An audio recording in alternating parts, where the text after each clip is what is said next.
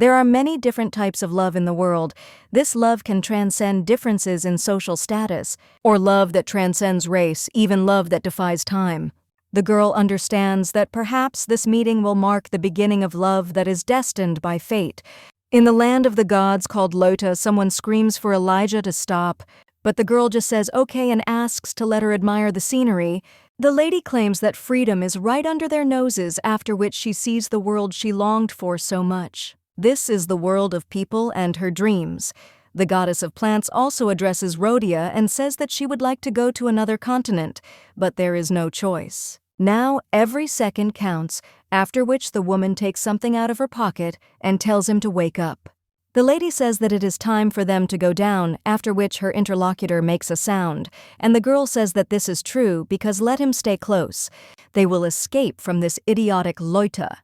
But when the baby starts making excited sounds, the lady says that everything is fine because they haven't been caught yet. At that very moment, someone screams for Leah to stay put, and the girl wonders when he managed to sneak up. The man tells the lady not to move. This is Jupiter, the king of the gods and the god of the sky. He also wonders how the lady could do this to her since he went to meet her and provided the best possible conditions. After this, Leah tells him to stop and asks if he really went along with it, because if so, then he shouldn't make her laugh. The lady spent 200 years there.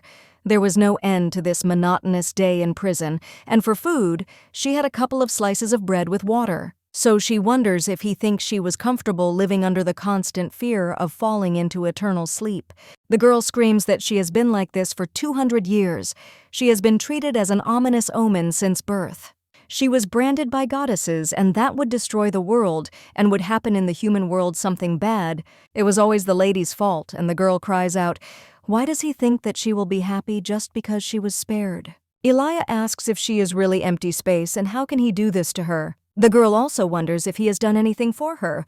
The main character asks why he considers her some kind of evil god, since she is the goddess of plants. The man then tells Leah to calm down and return to the isolation room immediately. He will not punish her if she goes quietly. So they need to hurry before the other gods try to execute her.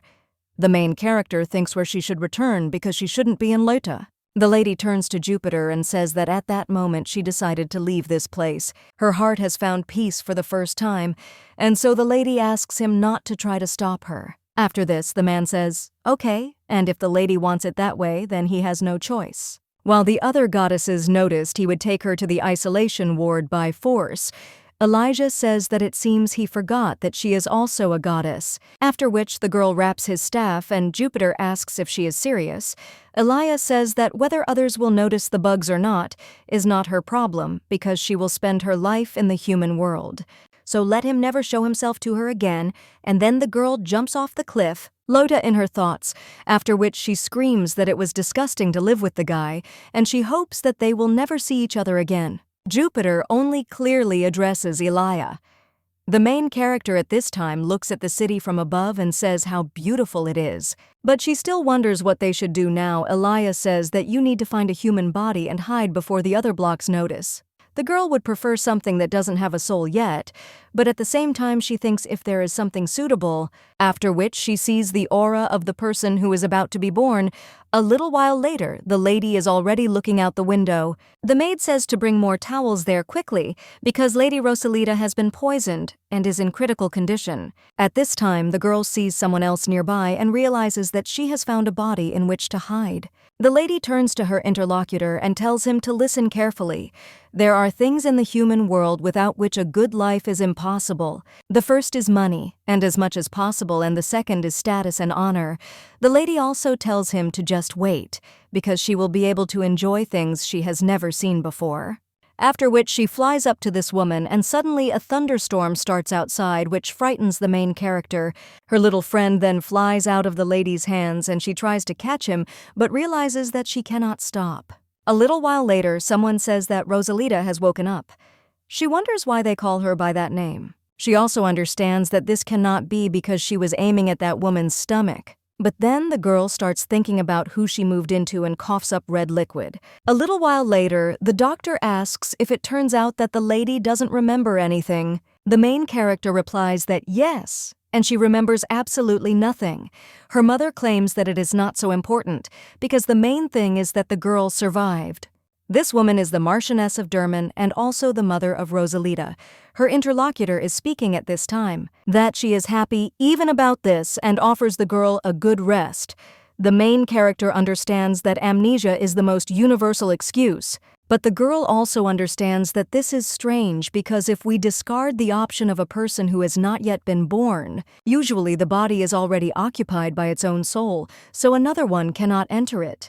And the lady wonders how she entered this girl. And also, did she really fall into eternal sleep shortly before that? Rosalita Derman is called the Winged Angel. In Rhodia, where all sorts of people live, she is known to everyone, all thanks to her kind character and beautiful appearance. There are even plays about its history and short 7 years ago during the chaos in Rhodium caused by a natural disaster. A young noblewoman appeared who at the age of 13 was engaged in the evacuation of people. Since then, all the people of Rhodia praise her, but not everyone loves her. Someone asked the lady what all the fuss was about. This woman claimed that she was a young noblewoman who was involved in rescue and perhaps the life of a commoner would suit her better. Rosalita was a girl who did not know how to hate others. Her main character thinks about what could have caused her to fall into eternal sleep. Did she really have illnesses at such a young age? And both the family and the doctor are evading a direct answer. The girl claims that care, a good family popularity, and a pleasant personality are the complete opposite of her life. But the girl wonders whether the former owner of the body was happy and whether there is something she doesn't know about. Rosalita wonders if this is really a plunge into eternal sleep with her own hands, after which she completely buries her face in the pillow. The main character asks what she should do, because her new life has been confusing from the start. She needs to get to know Rosalita better if she wants to stay in this body, but there is no point in continuing to ask direct questions, so the lady asks what she should do first. After which the girl says that it's okay and also understands that Rosalita was loved by her family and those around her. Such a life is still better than the stigma of disaster, and besides this, girl is simply beautiful. Her family is prestigious and wealthy, so the girl understands that she may not fully understand the circumstances of her bad end, but the start is not bad at all. At the same moment, her little friend turns to her, and the lady asks if he really wants her to use divine power. The girl says that she thinks that once the body is plunged into eternal sleep, it will be difficult to manifest it, but it is worth trying. That's why she didn't want to move into a person who had fallen into eternal sleep, but there was no choice, and the lady asks Bip if there are any plants nearby. Beep points to one of them, after which the girl says that this is excellent, and they will see what she can do in this body. A little while later, the main character approaches the plants and realizes that she will first check the surrounding vegetation. The lady turns to one of the bushes and asks how it is doing and whether it will answer if it hears her voice. The girl claims that she will always be on his side so he can speak without fear. In this world, rain never comes on time, and people cut even the neatest branches. Rosalita asks how the soil is and if there is enough fertilizer. The girl also wonders if something is bothering him because if so, the plant can tell. But at that very moment, someone else comes up behind the lady and addresses her. Rosalita understands that if someone heard, then she's finished. Well, when she turns around, she wonders who this person is. The guy just happily says that she woke up. He also apologizes for scaring the lady and claims that he saw it outside, so he wanted to check. This young man is the eldest son of the Derman family, named Benjamin Derman. Rosalita, looking at him, thinks what kind of aura this is and whether the bugs really created it personally. Her interlocutor says that the girl has lost her memory and claims that he is her older brother. Rosalita is shocked and wonders if this is really true. The young man at this time says that she had better go back to bed and rest. The latter worries about trivial work, to which she agrees. But she also notices that her brother's hands are shaking. A little while later, he is already putting the lady to bed and asks if he scared her, to which the girl replies that no, and everything is fine. Benjamin says that she can answer honestly because her well-being is a priority. The girl understands that she is actually very happy to see his handsome face. Her interlocutor asks if the lady really doesn't remember anything at all, to which she replies that she doesn't, and asks if she really forgot something important. The guy says that nothing, and if she doesn't remember, then there were reasons for that. He can understand why she chose to forget everything. Rosalita asks him to just tell her what's wrong and he knows what happened to her, to which he replies that he doesn't really, after which he takes a lock of the lady's hair in his hand and tells her not to worry because he will create memories for her that will be even better. And he also hopes that he didn't disturb the lady's peace too much and says that it's time for him to go, so let him be a sister. Rosalita is resting. The main character thinks what a disappointment this is because he wasn't going to explain anything. But this situation is starting to resemble isolation. The girl understands that this can no longer continue, and she needs to resolve all issues in order to live a good life. She must find out at any cost what happened to Rosalita. A little while later, the maid says that for this reason, the lady leads the arts and culture of the empire, creating libraries, orphanages, and academies, and she also provides ongoing support to the people of the empire with her own money. Lady is the daughter of exactly such a family. The main character understands that everything is much better than she thought, after which she turns to the maid and asks if she can tell her something about her. Rosalita asks what kind of person she was and what her hobbies and preferences were. After all, she wants to know everything. The girl is also interested in whether she was popular and maybe there are some interesting stories. The maid then cries out in confusion that she doesn't know anything and suggests finishing the bath. After the main character finishes bathing, the maid says that she needs to clean the bathroom so the other maids will prepare clothes. And also let the lady be careful. The maid screams that they will see each other again. The main character then swears. She realizes that she missed her chance again. A little while later, the man already stretches out his hand to the rain and tells Bip to look. After all, it's just like in a dream. Rosalita also asks if it's worth trying to do this, after which her interlocutor rejoices. The girl says that she has been waiting for this moment for so long and she needs to do it faster. At this time, he turns to his son and he asks, "Why, mother? It's cold outside."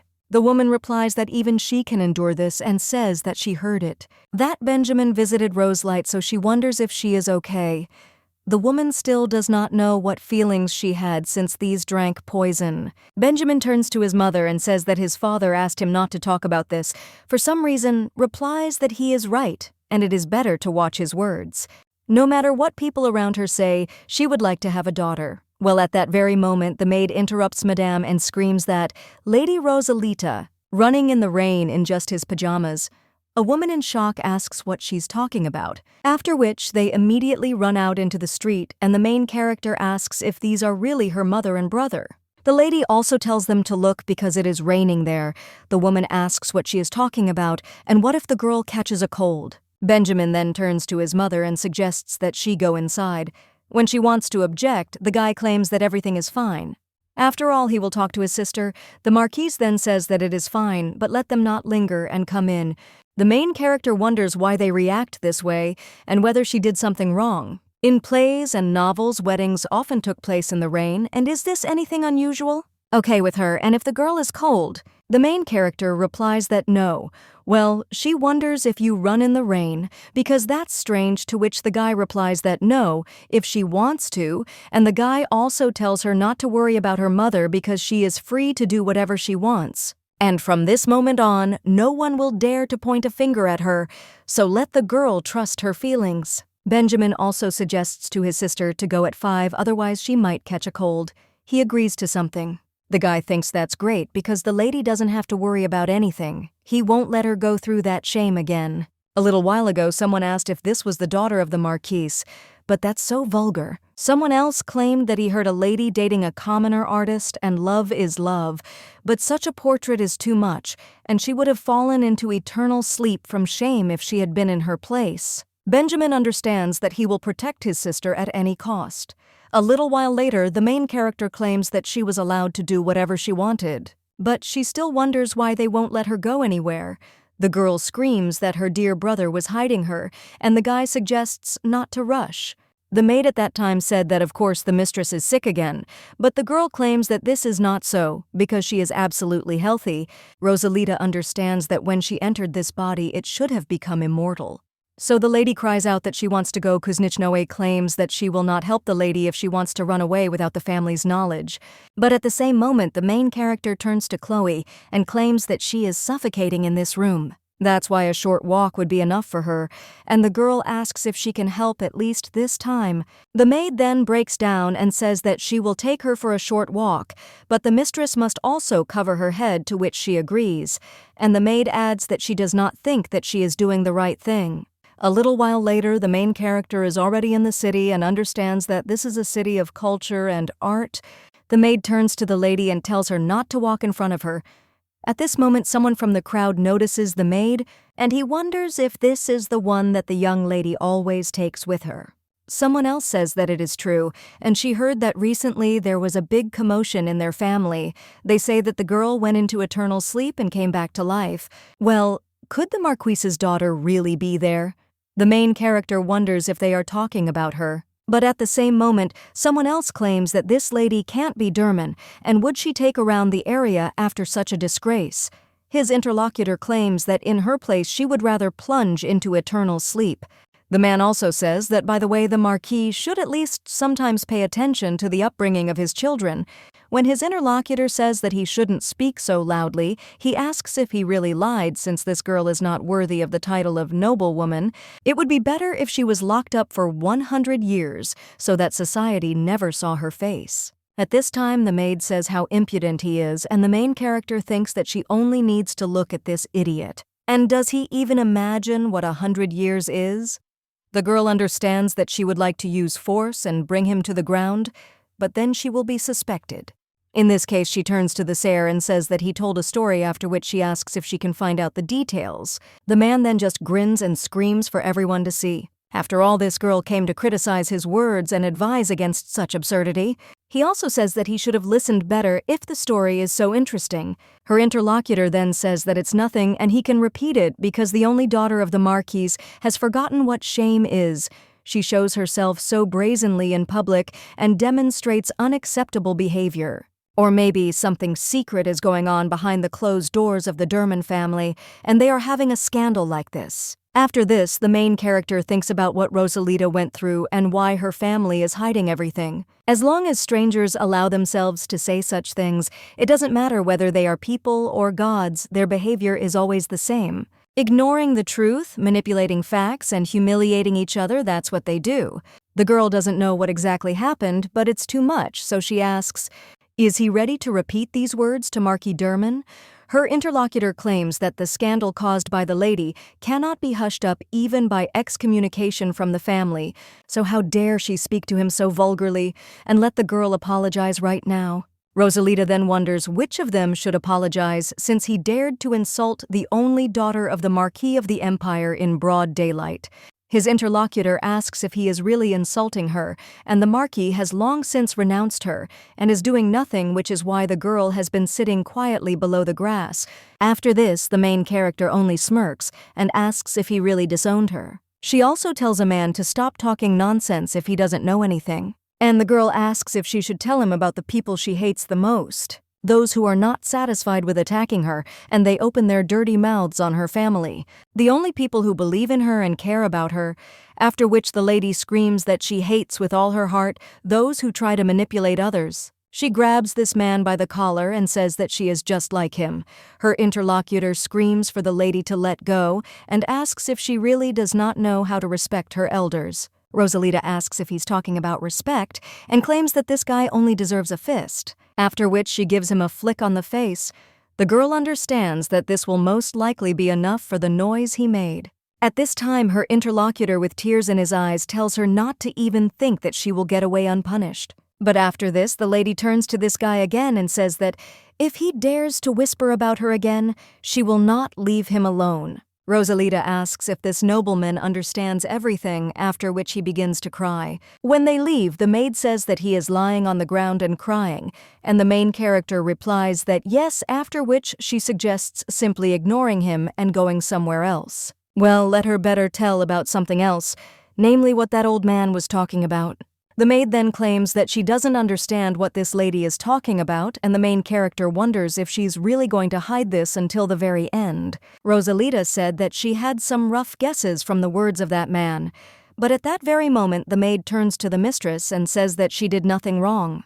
It was just sincere. Rosalita understands that she is starting to regret digging into this. The girl says that it's fine, and she won't ask because she doesn't want to create even more problems. The main character also suggests concentrating on enjoying the day. But at that very moment, the man to whom the lady gave it runs up and screams that here she is, after which he orders them to be caught. The main character immediately screams that they better get out, after which the three run away. A little while later, one of the knights asks where they went, and the other says to calm down here because finding them is a matter of time, and there are not many places to hide. Their master at this point screams for the boys to stop chatting and catch them. He's already wasted a lot of time on these rats. After which, he even says that he needs to go, but at that very moment he sees the maid and screams that they are there. He also says that these idiots should not be allowed to escape, and the main character watching all this from around the corner sighs, and he understands that it was possible to drag them to a deserted place and punish them. The lady lost Khloe and the escort knight when she ran away. It seems that they have fallen behind, but the girl does not know where to look for them now. The lady also understands that the deeper she goes into the alley, the atmosphere is even more different. At this time, the girl also sees the man she flicked. He apologizes for the delay and asks how long they waited, but his interlocutor tells the gentleman that it's nothing. The man claims that he was almost late because of one devil, and the main character thinks that she is so unlucky to get into such situations. She hopes that the knight and Khloe were able to escape. At this time, one of the men says that it is good that everything went according to plan, and in the end, she is in their hands. The main character looking at this paper understands that this is a list of humanitarian aid, after which she scolds these two in her thoughts and wonders if they really stole humanitarian aid to sell it. The more details she learns about the outside world, the more it looks like a paradise for the shameless and greedy. At this time, the man claims that he hopes there will be no problems with the slaves either, and his interlocutor tells him not to worry, because they even managed to catch the maid who tried to escape. The main character is shocked and thinks what they are talking about after all slavery is prohibited throughout the empire, and they also caught Khloe. After this, the girl says that okay, at least there will be no need to search, so it's time for a secret investigation. A little while later, the main character is already greeting someone.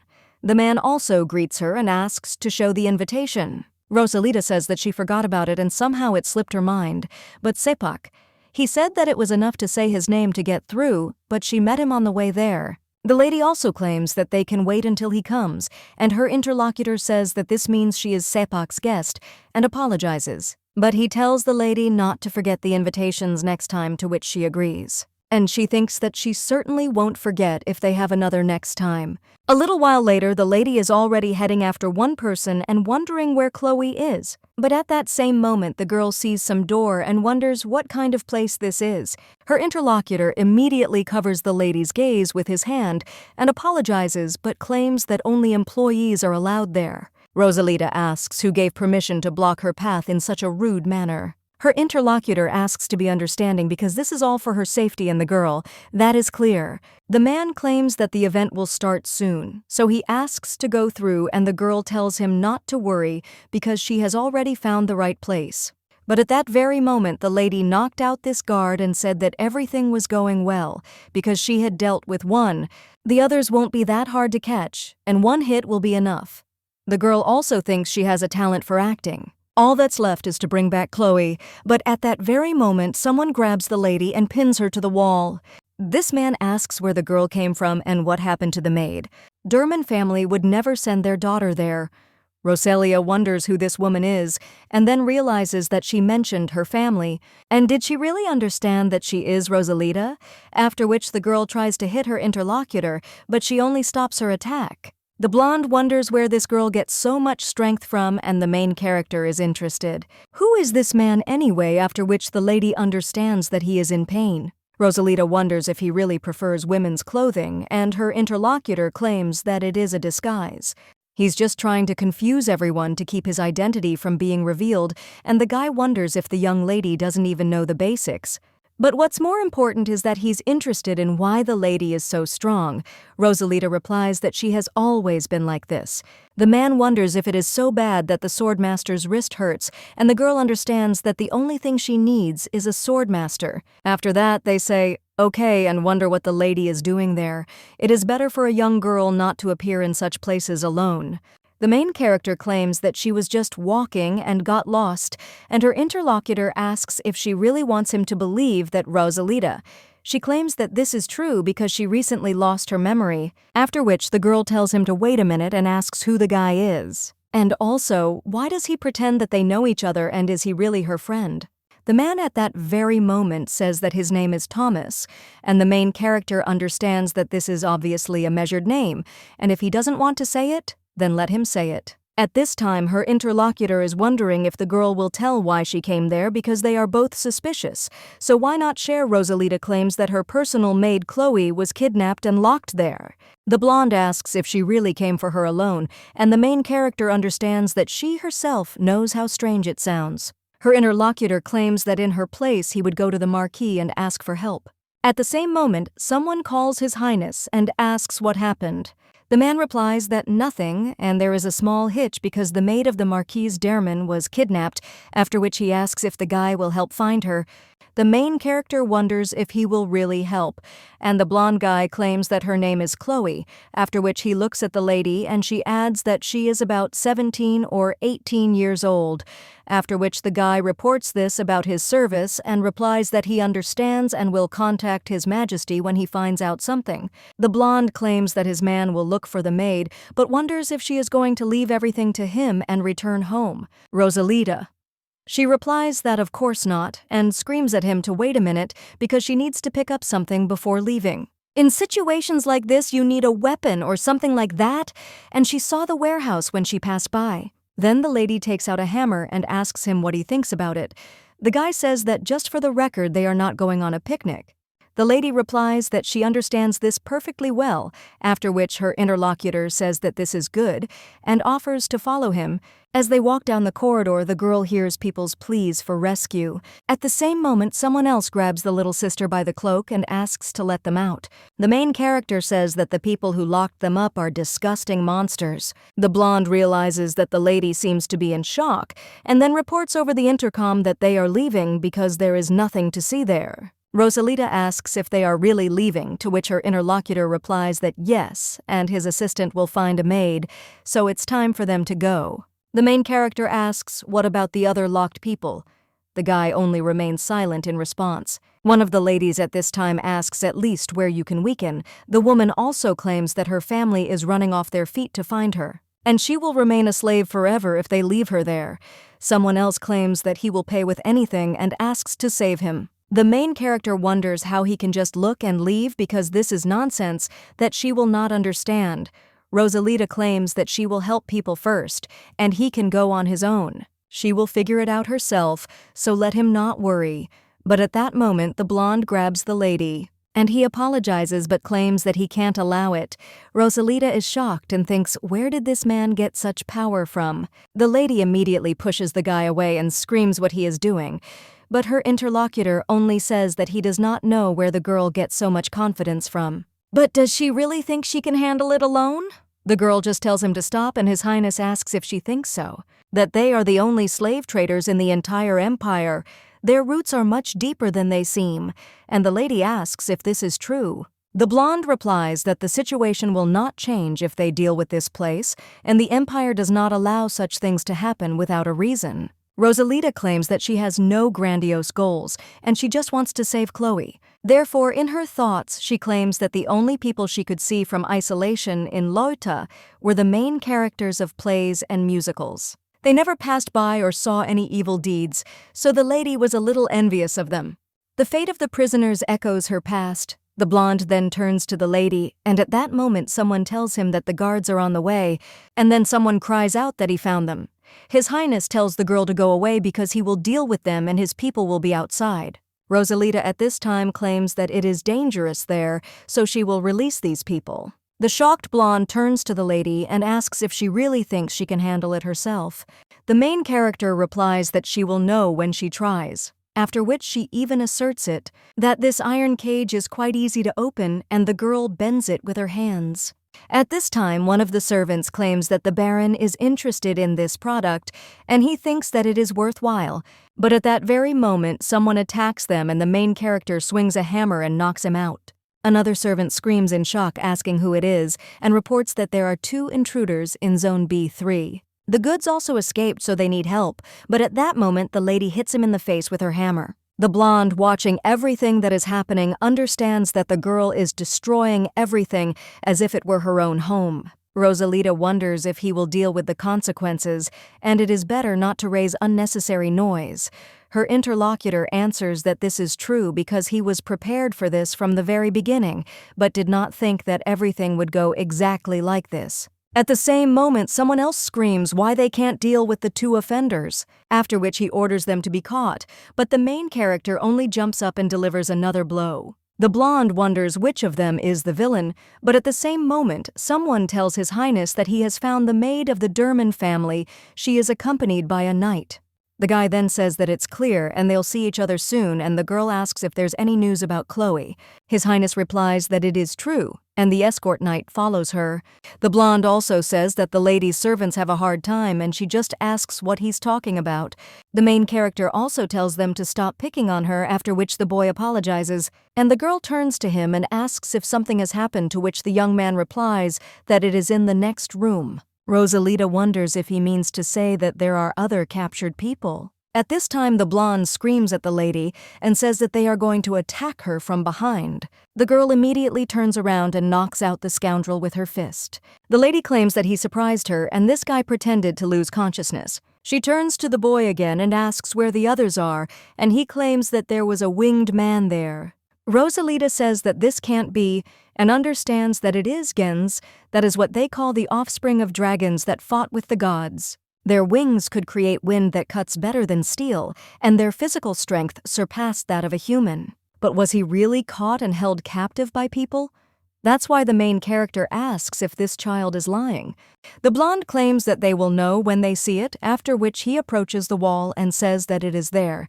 The main character says that there is nothing there, but her interlocutor claims that he feels a flow of magical power behind the wall. It's blocked on purpose, and the guy thinks that the wall is also made using magical technology. After which the guy strikes but sees that there is not a scratch left on the wall, so they probably invested well in their business. The main character asks if even a swordmaster is not capable of anything, and her interlocutor tells the lady to watch carefully, after which he delivers a couple more blows. And the barrier flies apart, and His Highness says that they have finally found him. This is the spiritual leader of the gens and also the only whole wing named Promen Forest. The girl asks if he is talking about the whole wing, and it seems like it is somehow important. Her interlocutor notes that everything is correct because his existence is especially important for the genes. Usually representatives of this race are able to reincarnate while retaining their memories, but this is only possible for entire wings, a vicious circle that will never end. Memories of past lives are not always useful, and it is a cycle of immersion in eternal sleep and rebirth, as well as eternal dissatisfaction with life, and it is repeated over and over again. Well, the girl asks why exactly in this form and what is happening between Rhodia and Gensami. Her interlocutor claims that the lady really has lost her memories. Let her read fairy tales or something like that when she returns, if she is interested in the relationship between the two races. Single person in the Empire who does not know this, and the main thing is that the game is not only about the person but also asks what he is talking about. One of the gens says that these guys should not even dream of knowing who they serve. After all, this race, abandoned even by the gods, will continue to revive, sweep away, and devour them. They will go through hell and beg for mercy. His Highness asks if he really thinks that he will allow it, and if he goes into eternal sleep, then the continuation of the family will be interrupted. The main character wonders if he really is going to put him into eternal sleep. And the guy replies that it is true. Although they destroy themselves very well, his end can give a little time. Jens cries out, "Does the worm of Rhodia dare to talk about the destruction of their race? But they will be punished by the gods." The guy smiles after this and wonders if a representative of a race called enemies of the gods is really talking about God's punishment, and if they don't have even a drop of pride left. His interlocutor says that the guy can laugh as much as he wants, and if she gets involved with the dragon, the guy will quickly pay for his words. Jens then asks the goddess of plants to lead them to victory and cries out to Lady Iala. The main character is shocked and wonders what he is talking about. The man screams that even the bugs were scared and locked her up. When the goddess Elijah and the dragon unite, this world will belong to the people of Genas. His Highness asks if he is talking about the goddess of plants, and his interlocutor replies that he is definitely talking, and let him just try to put them into eternal sleep. After all, the goddess will curse him, and the main character thinks what kind of idiot he is, and what kind of nonsense he is talking. The lady wonders if she should join forces with the Gens to destroy Rhodia. The girl understands that this is not true, after which she tells them to wait, because she heard something similar. A little while ago, someone turned to Jupiter and claimed that it was time for them to make a decision about how much longer this would continue. Elia is going to secretly unite with the Gens, and the main character was wondering how she could do this if she was locked up 24 hours a day. They are not interested in the truth, and the girl understood that she was so tired of it. Now she cannot believe it and thinks, why should she listen to such things from the one who does not understand anything? She had already heard enough voices that day, and night wished for her to plunge into eternal sleep. The lady can't stand it anymore, so she realizes she needs to find out the reasons. The girl screams that Elia is a goddess of plants who can barely grow grass, so how can she destroy the whole world? His interlocutor asks if she really thinks that the clan leader will tell about this so easily, and that she shouldn't make him laugh. After all, he himself feels constant disgust from the fact that he has to pray to some goddess. Well, he is still grateful that the girl saved him from unnecessary difficulties, and she herself came to her immersion in eternal sleep. The blonde screams in shock at the lady, and the girl realizes that the human body is too weak. Jens screams that if he wants this girl to survive, then he should free them right now. He's already broken through that idiotic magical barrier. The main character says she'll try to do something herself, and His Highness only tells them to stop testing his patience. After which, the guy uses his power to cut off the hand of one of the Gens, and he cries out in pain. The blonde tells the lady to stay there and not move, after which he completely cuts down the attacker. Rosalita asks why he just put him into eternal sleep, because she has a lot of questions, and now she won't find out anything. The girl also asks why Elia, who has almost no powers, is considered the goddess of resolution, and why they chose her. The guy just asks why she needs answers to these questions, and there is no need to worry about it. Rosalita asks why, and her interlocutor replies that it is because the goddess Elijah would never unite with them. The girl asks why he is so sure, and His Highness replies that she is one of the 8 gods responsible for Rhodia, and she would never betray them so easily. The lady then turns to Thomas, and here she asks if her neck is okay. Rosalita. She replies that she was, and that everything is fine because only extras stupidly plunge into eternal sleep, but she is the main character. Although in her thoughts, the lady adds that he turned out to be stronger than he looked, and that not everything is so simple with this body. The girl also understands that the marks on her neck will not go away anytime soon, and how will she explain this when she returns home? The family won't leave her alone, so it's better to forget about the complicated problems with the genes for now.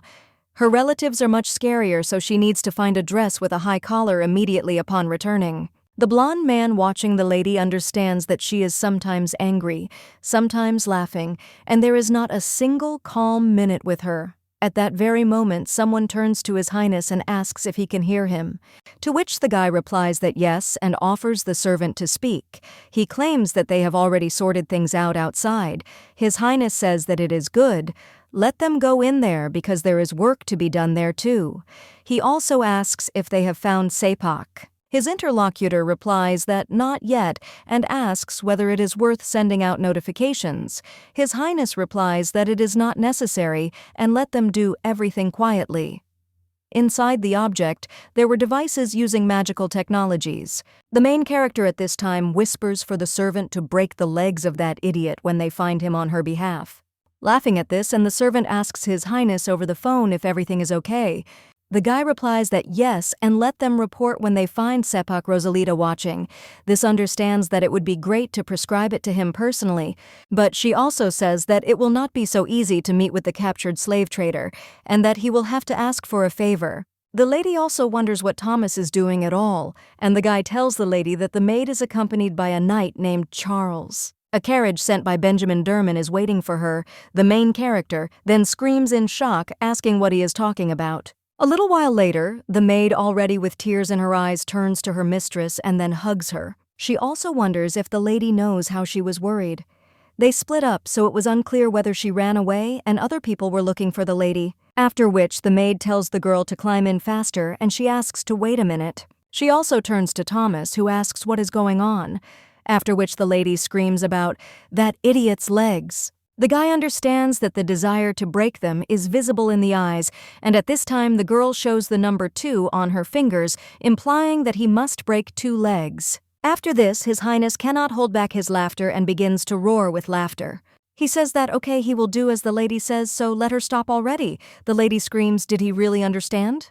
And he says that she doesn't believe him, but the maid asks the lady to quickly get into the carriage. The servant at this time turns to His Highness and he only asks what is going on with Sepak.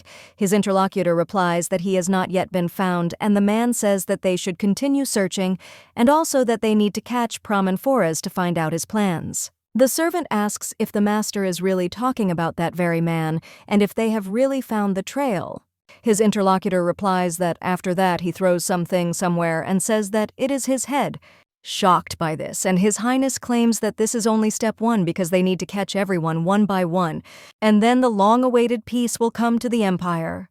The guy also understands with a smile on his face that he did not know that Lady Durman was one of those girls.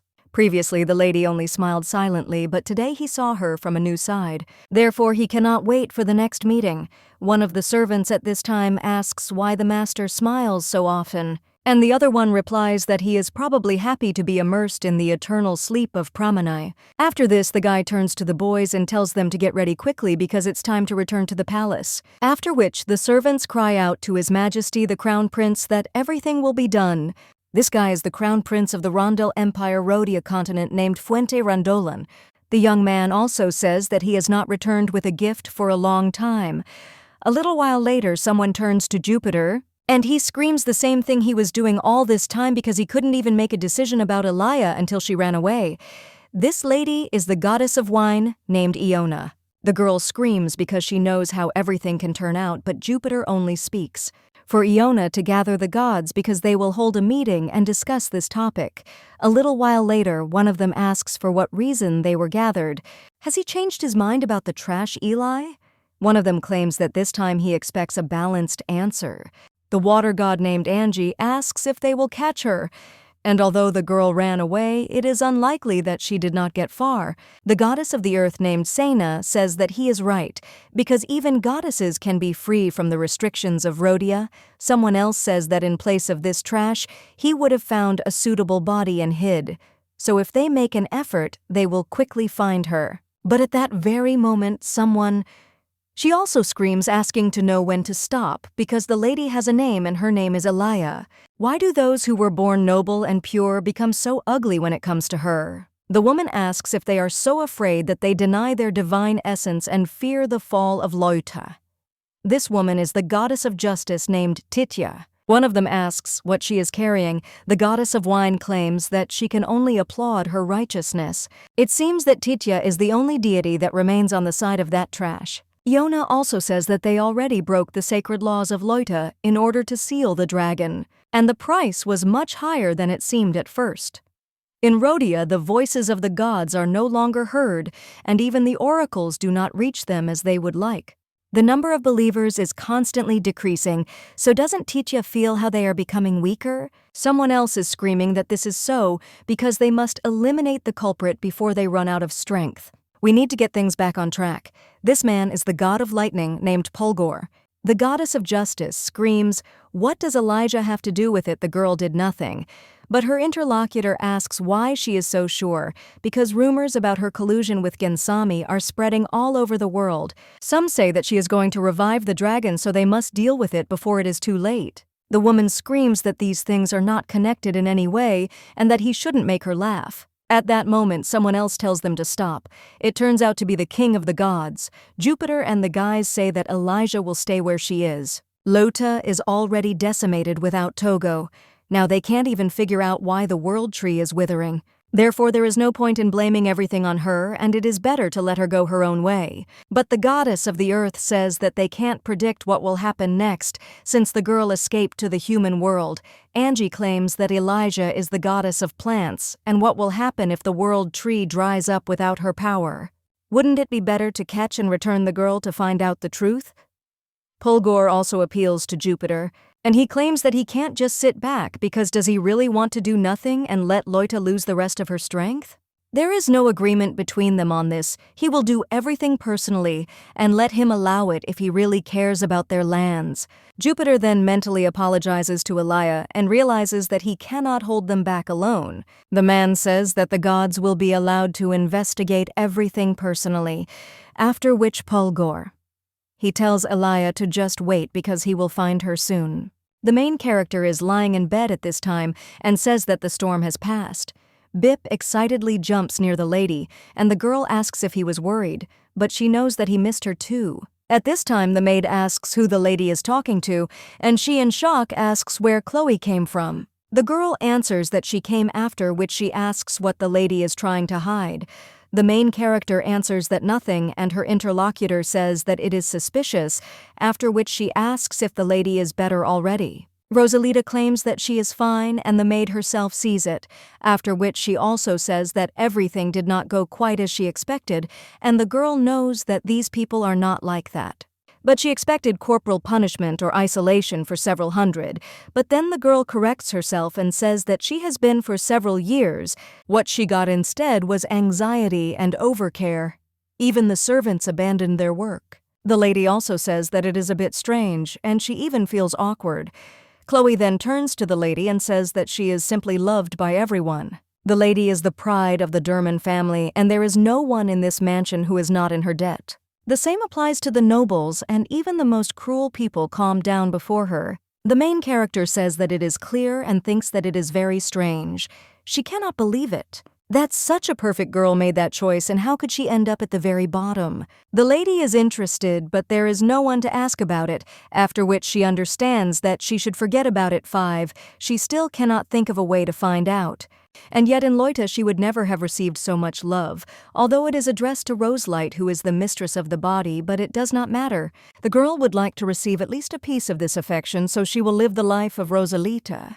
With gratitude for the love that you gave her, the girl cannot worry about anything. At this time, the maid turns to the mistress and says that she is so tired that she fell asleep instantly. Khloe covers her mistress with a blanket and thinks it's so cute, but the mistress shouldn't worry. After all, anyone would love such a sweet person, after which she would even say that the lady should sleep peacefully. But the next day, the truth that everyone had so carefully hidden was revealed overnight. The girl runs out into the street and claims that she heard that she received a gift. Well, the maid at that very moment hides the box and asks the lady what it is about. The main character claims that she heard everything and was told everything. The maid claims that she doesn't know who said it, but they most likely made a mistake with the delivery because they don't expect letters. At the same moment, the main character opens the box and says that they will look. Well, when she does that, she asks what it means. The lady also reads the letter attached to the gift. It says that it is from Philip, and the guy asks if the girl received his sincere gift. He couldn't help but imagine her wearing it, so he sent it. He really wants the lady to wear it and thinks that convincing her personally would be great, but it's impossible for now. He never received a reply to the letter he sent the day before yesterday. He believes that the lady is a saint and will no longer date other men. And if it was a provocation for him, then it worked. The main character in shock asks if this letter is really addressed to her. The maid then turns to her mistress, a little excited, and she invites her to speak. Who the hell is this Philip and what happened to her? The maid then claims that Philip is an artist who was supported by the Derman family. He is very talented, especially in oil paintings. Even the young lady liked his drawings, and so they met and started dating. Before that incident, there was an oil painting of a naked girl on display in the square. The main character wonders who dared to do such a stupid thing and whether this is really what she thinks. Her interlocutor answers that everything is correct because it was Philip's painting.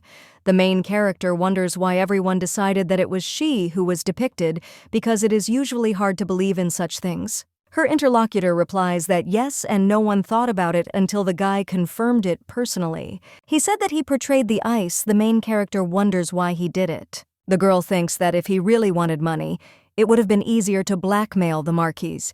Even for parting, it would have been possible to choose something simpler. Well, then the main character wonders why she needs to know the reason at all, because it won't change anything. Rosalita wonders where this idiot is now, because her father would not leave it that easily. The girl asks what prison he is in, since he can send her letters and such things. But her interlocutor replies that he is not in prison, and the Marquis could not throw him in prison because the guy escaped. And although they tried a variety of methods, they still couldn't find his trail. The main character wonders what this means and where the letters come from. After which she even tells the maid to wait and wonders if her father knows that Philip is sending her such things. The maid replies that no, and he doesn't know, because when the lady received the first letter, she ordered everything to be hidden. A little while later, the man is already screaming why they didn't say that they were sending something like this to Rosalita. After all this had to be done first, the main character tells her father that this was her order and asks him not to scold the servants. The man then asks the girl why she kept everything a secret, and the lady realizes that she herself is perplexed. But Rosalita must have had a reason, and the girl claims that she didn't want to bother him. The main character understands that she thinks the girl would share this opinion, and she understands the feeling of the lady. Well, the family will be angry. The man at this time approaches his daughter, and when he turns to her, the lady understands that it doesn't matter because she will survive a small punishment. Her interlocutor at this time only hugs the lady and says that his girl has grown up so much. The main character understands that she did not expect such a reaction, but the man says that he heard what happened in the city and everything is fine, so the lady does not need to worry about it. No one will ever say such humiliating words to her again, and it doesn't matter what family he's from, even the imperial one, but he won't leave them alone. After which he asks if the marmalade understood him, to which the girl replies that yes. She also tells her father that she won't let this go in one ear and out the other. The man smiles after that. And the main character thinks that this is true, and she will not allow anyone to insult Rosalita. The girl has endured and hidden for so long, so now she will solve problems one by one and everything will work out. But a little while later, the main character in shock asks what her brother said. The guy claims that he thought the lady would need his help in finding the place where Philip is hiding. Well, then the girl asks who this person is. Her brother wonders if he should really tell her directly. After all, he meant her fiance, and they talked about him before the lady lost her memory. Rosalita screams in shock. Does she really have a fiance? The main character understands that this is an obligatory element of a love story. There is a fight with a villain who is trying to take the main character away, as well as rescue from dangerous situations, after which the main character repeats the word groom with a smile on her face. Her brother turns to the tape and apologizes and also wonders if this is too sudden. The girl just found out about her ex and now about her fiancé. Well, the main character just says that her brother should say it better. Is this groom really on a white horse? The young man is only surprised and asks what she is talking about. Rosalita claims that the prince must be on a white horse and make a declaration of love to the cheese with a rose in his mouth, although she is not against a frog, because then she can break the spell with a kiss during the wedding. After which the girl asks who her fiancé is and wonders if he is a poor poet or a rich mafia boss. Even a prince from a neighboring country will do. But at the same moment, the guy claims that this is the crown prince of their empire, and the main character spits out all the tea. Benjamin asks if the girl is okay, and he wonders if the scandal with the nude painting was really caused by the future bride of the crown prince, after which the girl thinks that all this is unimportant and there are no new rumors, so apparently everything is going well. The prince should not be as strange as Philip, but even if nothing works out, there are other men. The girl understands that in dramas, people fall in love with a variety of characters. She also thinks about love and wonders if she will be able to experience this passionate feeling. Will they be able to overcome all the hardships and maintain trust in each other, just like the main characters who always achieve a happy ending? Benjamin at this time turns to his little sister and asks if this is putting too much pressure on her, to which the girl replies that not a bit, and she just hasn't seen her fiance since she lost her memory, so she's interested. The guy says it's clear and says that in a month there will be a banquet in honor of the 40th anniversary of His Majesty's reign, and they will be able to see each other there. But one thing worries him. The main character tells her brother not to think about the scandal with their picture. After all, if she hides it will only fuel rumors, so you need to act more confidently. And for this she decided not to hide, after which the girl feeds her brother cookies. And he smiles and says that the lady is right because they kept her in the estate to wait until the talk died down, but now he understands that everything could get even worse. Benjamin also thanks his little sister, and when the main character wants to say something else, then her interlocutor claims that she only needs to learn noble etiquette in a month. Rosalita, in shock, asks why she needs to teach him, but her interlocutor tells the lady not to worry because she has already done this, so she will quickly remember everything. He also hands the lady some book and says that she asked the maid to bring it. Rosalita replies that she did. And her interlocutor asks whether the lady really wants to read children's fairy tales. The girl replies that they were recommended to her by one person, and when the guy asks who it was, then the lady replies that it is an acquaintance, after which she changes in front of her brother and asks if she can interrupt the tea party and do it right now. The young man agrees in response, after which the lady opens the book and realizes that there is a story about a black dragon. She reads that at the origins of the world, there were humans, bugs, and dragons. Bucky got along with humans like children with parents.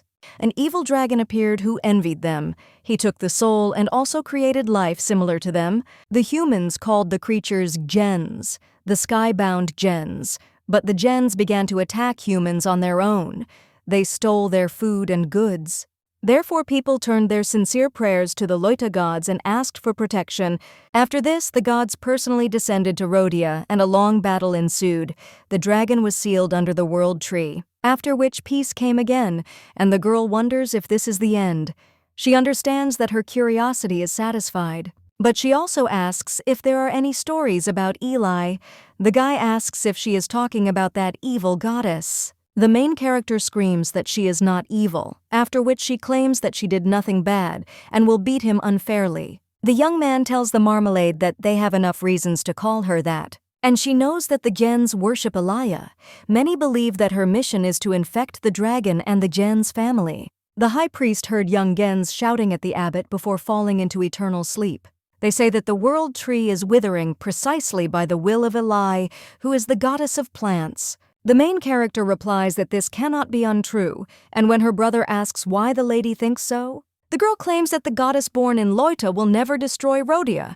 The lady understands that this is obvious. Her brother says that perhaps there is meaning in what the marmalade said and he could have misunderstood. But the girl just says that no matter what he pretends to believe, the guy himself said that everyone thinks that Elia is evil. The guy replies that he is serious because there is logic in it. He also claims that it was the same in childhood, but she has no memories, and in general, Rosalita is right. After this, the young man asks if the lady is tired of sitting in the mansion and suggests that she breathe some fresh air, because maybe she will be able to find some useful information. The main character asks where he wants to go to, which the guy replies that he is going to the Solen Academy. A little while later, one man asks if he has visitors. Solen Academy is an institution that oversees the academic life of 2 other academies. It raises people who will work for the benefit of the Dermian family and the Empire in the future. Among the study of agencies and magical technologies, outstanding talents from all over the world gather together. But now one of them screams that they are burning, and the guy asks how did this happen, because his hypothesis was perfect. The lady just screams for this one to go and turn this thing off. The main character wonders if her brother really praised these magicians, and the guy replies that they are still in the training stage. Someone else says that this is true, and when the ladies look at this woman, then she only says that she is glad to see the lady again. She is the dean of Solen Academy named Kanea. The woman claims that she heard about what happened to the lady and says that she can just call her by her first name. The main character agrees to this and greets her. The woman asks if these kids are cute. They have no experience yet, but in the future they will become great people and will be of great use to the Durman family. Most of the magicians who lead the development of Rondel's magical technologies are their students. And if magical science becomes widespread and budgets are raised, life will become easier even for ordinary citizens. The blessing will be more accessible for the entire civilization. The main character says that they can be proud of them and understands that Rhodia always liked the names. This is why their world was left without simple magic when the gods sealed the dragon. Although it was a convenient option for everyone, she is glad that they found a new way to use magic. This is the limitless will of humanity. She loves Rhodia for this reason. The woman at this time asks to be allowed to see the lady out because the teacher is already waiting. The main character is surprised and wonders why the teacher is waiting for them. A little while later, the man asks who managed to upset the young lady. The main character then claims that she thought she could get information about God's people and Gens. Well, she had already seen this book. The man claims that the full story is related to national security, so it is protected by the imperial family and the temple. The lady can try to get the materials from the temple. Of course, he also has some knowledge, and he is interested in what the lady wants to know. The main character asks if he knows that she has lost her memory, and she needs all the details, and also proof that the Gens have united with Leah. The lady also claims that the question may arise as to why she needs to know this, but she learns everything anew and grasps at any information. The man claims that, okay, the academy is a place where people come for new knowledge, so he understands everything. Originally, there were 2 dragons, one red and one black. It is not mentioned in the book, but the red dragon went into eternal sleep during the war. They say that Gens had chaotic tendencies from the very beginning, but from that day on, everything got worse. He thinks that it is natural because the black dragon's insult was given to them.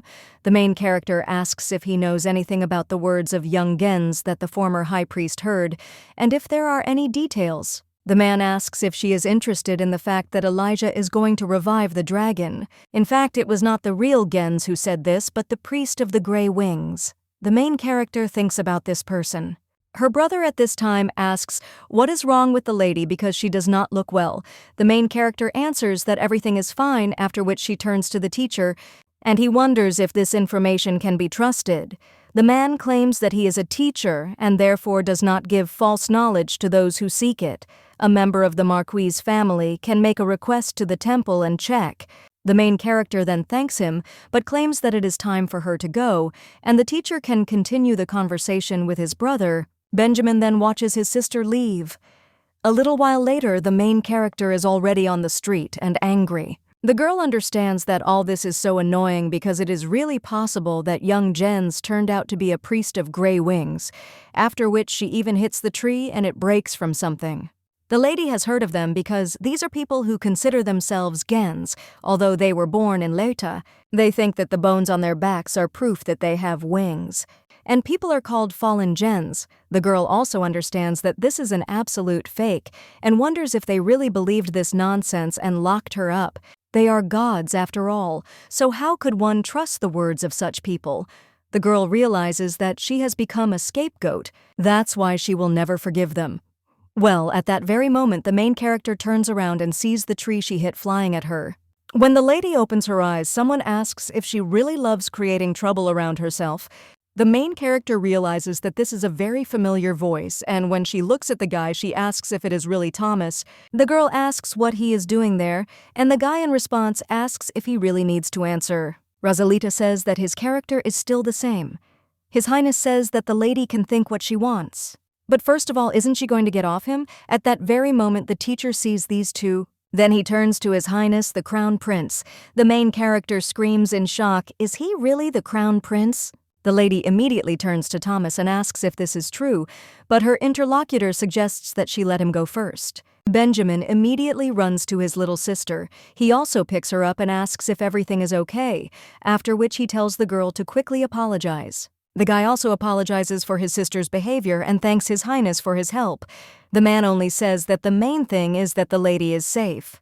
And the main character is still thinking about the fact that he is a prince and wondering if they are serious. The man claims that this is true, and at the same moment someone else addresses His Highness, and also says that he was waiting for him. This man is a former priest named Andrew.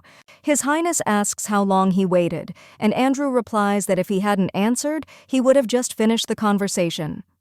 The woman at this time looks at the tree and wonders how it broke. Andrew also asks how His Highness was flying, and he replies that there are no problems. The girl at this time asks if Thomas is really a prince and why he didn't tell her anything. Now it's clear why he seemed suspicious. Smiles in response to this, and the main character wonders if he's really laughing, after which His Highness suggests going, and Andrew agrees. Benjamin at this time turns to his sister and says that it is time for them to leave. A little while later, the blonde asks what happened to the Dermans. His interlocutor claims that they safely left for home. After which His Highness says that this is good, and then let the guy talk about the saint who supposedly hears the voice of God. This is a girl named Leah. A little while later, the main character turns to Bip and says that she has returned. The girl claims that he doesn't even know what a difficult day it was. She also wonders if he remembers Thomas, whom she told him about, because he was an ordinary handsome nobleman, but turned out to be the crown prince and her fiance. If the lady had known about this right away, she would have been more careful, but now she is thinking about what to do with the first impression. What about a heartbreaking meeting with a partner that is destined by fate? Well, at the same moment, Beep jumps whether one face. The main character asks if there are other problems now and what he is talking about. And also, did the plant really die? After which the girl looks at the flowers and asks if this is really so. But in the morning, everything was fine. The girl asks if it's worth reading his memoirs. After which she finally decides and says that she doesn't have that much strength, but it should be enough for this. But when the lady touches the flower, she is shocked to see memories of Rosalita. While the girl was coughing up red liquid, her interlocutor turned to her and asserted that this would not have happened if she had agreed to become a priestess of the Grey Wings. The girl turned to Philip and claimed that he couldn't have poisoned her, but the guy replied that he had no choice. Rosalita saw something she shouldn't have. The main character said that he would regret it and asked why he became like that. Her interlocutor asked what it meant that he became like this, and whether she was really talking about him being a priest of Grey Wings. After which the guy says that it's clear and asks what will change if he tells. The lady has lived her whole life surrounded by this wealth and care, so she will not understand anything. And let the girl stop fighting and also fall into eternal sleep, after which she fell down and some red liquid fell on the flowers. The guy claimed that he didn't think she would start vomiting red liquid everywhere. He also asked the other guy why he froze and let him sort it out because they had to leave. Jens then said that the Blue Princess was suffering, and they had problems. Philip claimed that he had already explained to her that everything was wrong, and she could no longer be helped. But Gens was wondering if he could, since Leah had told him not to put the Blue Princess into eternal sleep. The man claimed that they had already discussed this. Ren should go into eternal sleep. Let him forget about it and move faster. After all, they are all genes like that. Philip also said that he has many other things to do if he is not aware. No one knows yet that the lady was visited by a former lover, and they will send letters and gifts to Bhutan, who is still alive. To which Gens agreed and said that the gentleman should hold on tighter, after which they all flew away. Now the main character is shocked and asks who these people are, and it seems that the guy who was going to send gifts is Philip. Well, could it really be Gens next to him?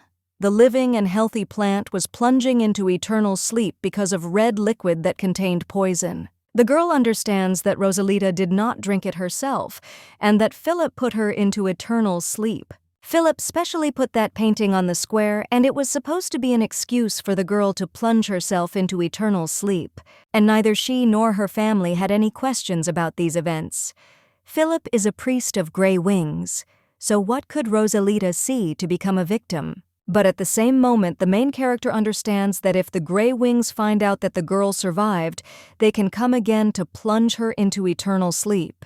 Their powers are enough to disguise the whole situation, as if she did something to herself. After which the girl keeps screaming that the gods of Lota are not enough for her, so now she needs to be wary of the priests of the Grey Wings. It seems that this life also didn't work out, and perhaps she really was born under the Star of Destruction. After this, Bip angrily hits the lady with his fists, and the main character suggests that he not say such things. The girl says that she is perked up, and thanks to him she knows what to do next. It seems they will be able to find out the truth about Rosalit.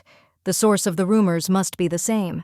She had the feeling that many different roads had converged into one, although she was still not sure what awaited her at the end. The girl claims that first you need to find Philip, and that there might be another priest of the Grey Wings with him. But if she starts looking openly, she will quickly become a target, after which the girl sees something else on the table and asks if this is an invitation. A little while later, the maid says that this is an invitation to tea at Duke Vermino's. The main character asks if this is really so, and her interlocutor replies that the Trust is a prestigious family that has been raising officers for generations, although they cannot compare with the Dermans. On the letter, there is a falcon seal, which is the symbol of Vermino, although it doesn't really fit. The main character says how strict Khloe is and wonders if they really have a bad relationship. The woman replies that yes, the Dermans are known for their spells, art, and culture. While the Verminos have long been the Empire's sword and shield, the families initially kept each other under control, but the rise of their current leader has soured the relationship. The main character wonders why, then sent her an invitation, and the maid screams that, first of all, they signed it as if a girl were asking a close friend if this wasn't a formal greeting, to which her interlocutor replies that this is definitely a mockery because the lady has no close friends. There are always a lot of people around, but the girl preferred solitude. They are definitely up to something, and the main character said that she still needs to take a look since she already received it. However, when the girl looked at the letter, she was shocked and then turned to the maid, and she claimed that she would go to tea. Now she would write a reply, so she asked to send it. The main character understands that it is better to do this right now, because in the lower corner of the letter, the Duke wrote that he knows where Philip is. A little while later, the girl asks if the meeting place is really Lake Elbe. Her interlocutor replies that yes, and this is the only social event that the lady has attended since her debut, a tea party on Lake Elba hosted by Lady Vermino. She always holds them with the arrival of spring, so one could say that this is an annual meeting. Well, then the main character says that she didn't come for nothing. Her maid claims that the mistress is full of energy, and she can't stop worrying. Rosalita claims that her mother said the same thing 3 years ago. There was a completely different atmosphere, and everything changed with the transition of the new head of the duchy. Well, she is interested in what exactly the problem is.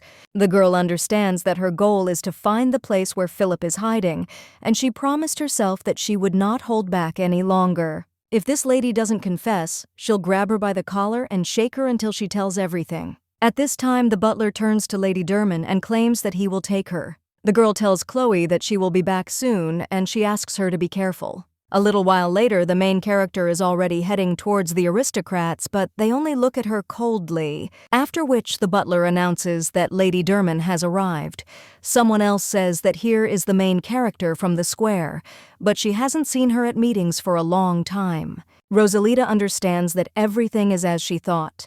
This does not look like a tea party, but like a party, and she wonders how she can talk to Lady Vermino. But first you need to find her, and at that very moment someone turns to Lady Derman, and also says that he did not think that he would meet the lady on the roof of Lady Maria. The guy also says that he heard the lady was unwell and wonders if everything is okay now. The main character replies that yes, and understands that all eyes are on her. Well, they are probably interested because this is her first visit to an event after the scandal. Adds in her thoughts, so that they don't even think that she will explain everything. Her interlocutor claims that perhaps the lady was bothered by rude rumors. Well, the main character asks if he is talking about rumors, and she didn't even think that he was worried about this. How to visit her and find out all the details, after which the guy claims that he didn't even think about it, but next time he will do the same. After which her interlocutor wants to say something else to the lady, and she thinks how many more questions there will be. The girl realizes that she needs to find the lady who organized the party. But at that same moment, someone else turns to Rosalita and says that she really did come. When the main character turns around, she asks if this is Lady Vermino.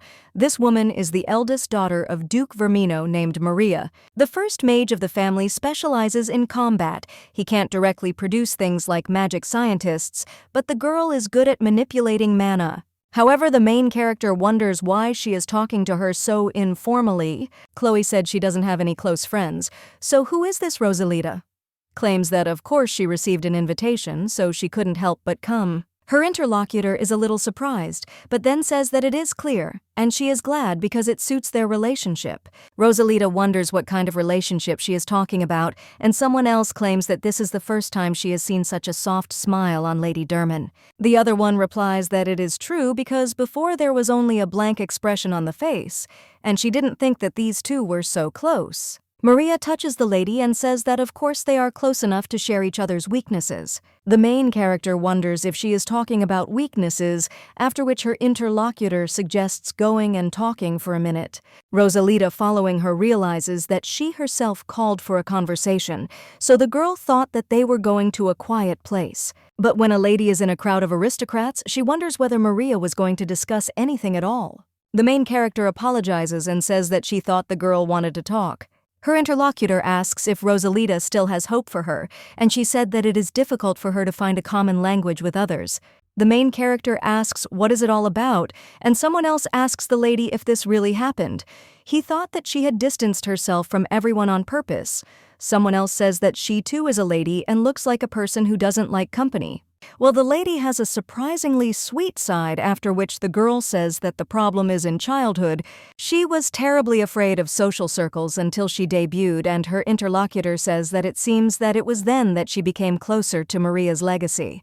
Rosalita understands that she was able to fit into the atmosphere, after which someone else talks about the lady's lover. And does she say that it was a poor artist from the South and a man named Philip? The main character asks what she is talking about and understands that this can make you go crazy, and also whether the girl really seriously asked this question even with the knowledge of what will happen next. Maria claims that she heard that the Derman family can't find him, and she thought of a way to help her subordinate saw him when he was away on business. The main character asks where, and her interlocutor replies that it is in the capital of the kingdom of Osman, namely Dilama. The woman also claims that she can't say that he is still there, but she wanted to let him know. So he asks if the lady will thank him. The main character then says yes and thanks her. For the fact that the lady discusses her personal life in public, she will definitely repay her in the future. Maria states that she thinks it is best to leave it between them and says that she will walk the lady to the carriage. Well, the main character just screams for her to let her go, after which she wonders why she is doing this. When Rosalita enters the carriage, she says that the girl should be better prepared if her words turn out to be a lie. The blonde claims that she is not lying, so the lady should not worry. She also says that she is disgusted to think that the guy is still alive and well after what he did. The main character claims that their thoughts converge for the first time, and her interlocutor only smiles. And he tells the girl not to look at her because she doesn't want love or forgiveness. Rosalita asks what she is talking about and does she look like that kind of person? Her interlocutor replies that she is not now, and the girl asks where this now came from. Maria claims that she hated Rosalita because she always seemed to understand and forgive every person. But now her hatred is a little less. The main character furiously asks if it is really less and claims that she will remember everything she did today. The woman then says that she has had enough gratitude and let them get over it. Rosalita screams that she is not grateful. The lady again, and she screams at her to just wait, because when she returns, Maria will pay for everything. The woman with a smile on her face says okay, and let her tell how she put that idiot into eternal sleep. Rosalita smiles herself and also says, what a strange girl this is. When the lady goes further, she asks Khloe if the kingdom of Osman is far from the empire. The woman answers that it is at least 10 days' journey, but wonders why the lady needs it. The girl claims that Philip was seen there, and her interlocutor wonders if Lady Vermino really said that. Then she asks if it's a lie, and the road is long and dangerous, so the lady might get into trouble. Rosalita replies that she was unlikely to be lying. The girl also claims that any clue is important to her, and the difficulties lie elsewhere. Her interlocutor wonders if the lady will try to convince the Marquis, but this is not at all the level of permission to go out for a walk, so maybe it would be better to send the knights of the family. The main character replies that no, and she will go because this matter needs to be completed with her own hands. The maid claims that she will go with the mistress, and the girl replies that of course because she is her servant, after which the main character says that it remains to figure out how to convince the parents. At the same moment, one of the servants answers the lady that they are there. Rosalita thinks whether she should play on emotions or something else. after which the girls come up with a great idea. She turns to Khloe and says that she seems to have come up with a way out. The maid asks what this lady is talking about, and the girl replies that she came up with a way to convince her parents to let her go to the kingdom that you are whiskey bold. A little while later, the Marquise asks if the lady is talking about the kingdom of Osman. She also asks if the girl is sure because this is a very far away place, and even though she will go with Benjamin, it is still dangerous. The guy tells his mother that they understand, but they would have to bring humanitarian aid anyway, so they will just leave a little earlier. With him, they will easily pass through the gate and it will be safer together than alone. The woman says that this is true, but asks her daughter why she wants to go there because the capital of Delam is very far away. The girl replies that Lady Maria's servant saw Philip there. She only wants to go to finally break this connection. After which they ask her to allow it, and the woman says that if the lady insists so much, then fine. Well, she still worries, after which the girl tells her mother not to worry because she will return with her brother safe and sound. The guy then turns to his sister and says that it's not just that. The main character asks what it's about, and her interlocutor claims that if Philip is really in this country, then he may already be dead. A little while later, the main character asks if Delam was really affected by the flood. Her interlocutor replies that yes, its peak happened recently. Not as many people as expected fell into eternal sleep, but after that an epidemic began and they were asked for help. The main character asks if there is an epidemic there and then Delama is not safe. The girl understands that she will be fine, but Benjamin may get infected. The guy says that it's okay because there's already an antidote, otherwise he wouldn't have taken his sister with him. The disease is accompanied by a cough and a rash, and a person is on the verge of life due to a high temperature. This disease is transmitted through bodily fluids, so it is enough to be careful. It is better to wear masks outside, although they have an antidote. The main character says that it doesn't look very good, but the guys say that then he will find Philip himself, and the marmalade can wait for him. Rosalita immediately says that she will wear it, and a little while later they are already in the capital of the kingdom of Osman. The girl understands that everything is much worse than she thought. At the same moment, someone screams to Mr. Derman and he turns to the marmalade and suggests that she not go far because he will be there soon. The main character agrees and wishes him luck, and also understands that everything is serious. If Philip fell into eternal sleep during the epidemic, then finding out the truth about Gens will be even more difficult. But how can one look for him in this huge city? After which the lady sees some people and thinks that maybe they should help her ask about everything. A little while later, they thank the lady and say that they managed to cope so quickly only thanks to Lady Derman, who has come this long way, and the lady is very strong. The main character wonders if she has gone too far. And his interlocutor says that she has definitely earned the nickname of an angel, which is known throughout the continent, after which the girl thanks them. At the same moment, someone else claims that he was wondering how they barely managed to lift one box and move everything, but here is the answer. One of the guys screams that Lady Derman can easily lift even a person. The main character understands that it seems like it was too much, but nothing terrible should happen.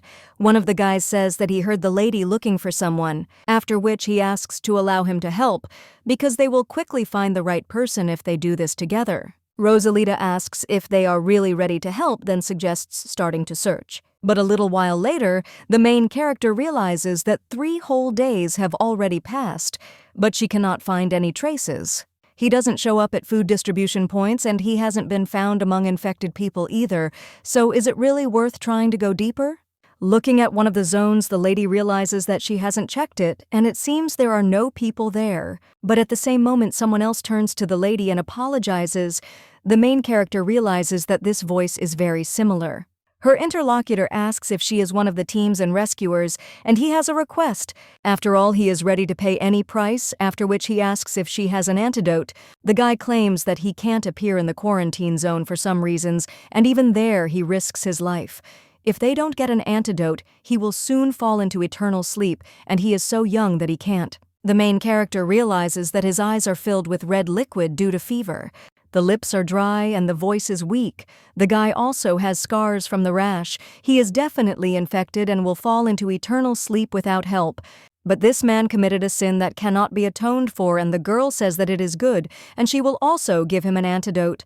But when she takes off her mask, she says that it's funny to hear from him about falling into eternal sleep at a young age. Is he really saying this to a man who was put into eternal sleep by his hands but came back to life? After which the girl asks if Philip is surprised. The guy in shock asks if it is really Rosalita. After which he asks how this is possible, because he is sure that the lady has fallen into eternal sleep. Lyra's poison should have worked perfectly. The main character says that he tried very hard. And is the guy really surprised that she stayed alive? The girl realizes that it's not funny and then asks what he wants from her now. Because of what he did, tears flow by themselves and her body shakes from just looking at him. Instead of begging for forgiveness, he asks why she is alive and he himself does not want to plunge into eternal sleep. The guy then tells the lady to calm down. But the girl only screams at him to shut his mouth and not dare to say her name because he has no right to do so.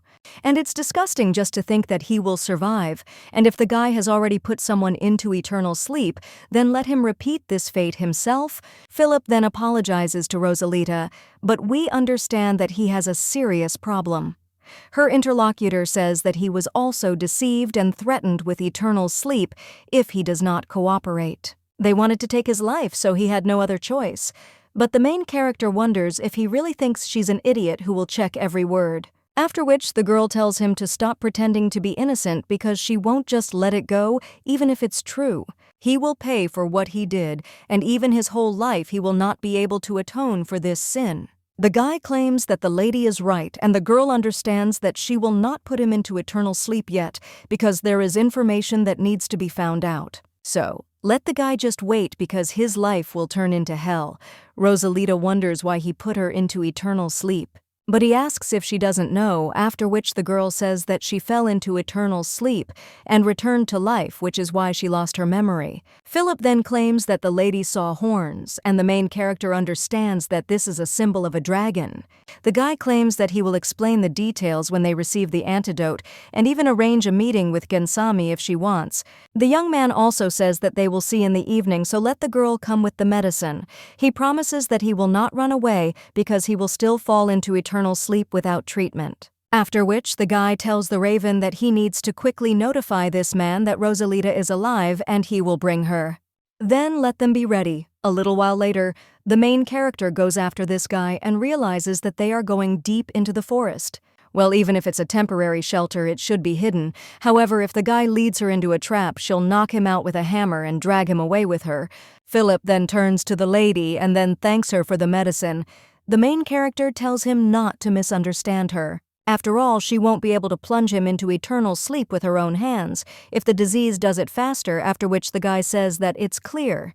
He also claims that the lady has changed so much and she was always sweet and kind to everyone, but now she seems to be a completely different person, which makes the girl angry and asks if he really thought of joking. She was poisoned by her beloved whom she trusted, so does the guy really want her relationship to remain unchanged, and does he have no conscience at all?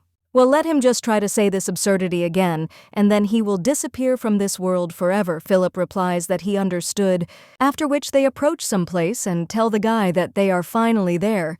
The main character wonders if this is just a stone, and the guy claims that this place is hidden. You need to insert the pass, after which the main character understands that everything worked. After all, she sees a door in front of her, and the guy claims that you can't get in without a pass, after which the girl asks why everything is hidden so carefully. Her interlocutor replies that she will find out when she enters and claims that Gensi is behind that cave. If she's lucky, she'll meet them right now. The main character realizes that she still thought that a surprise attack could lead to trouble.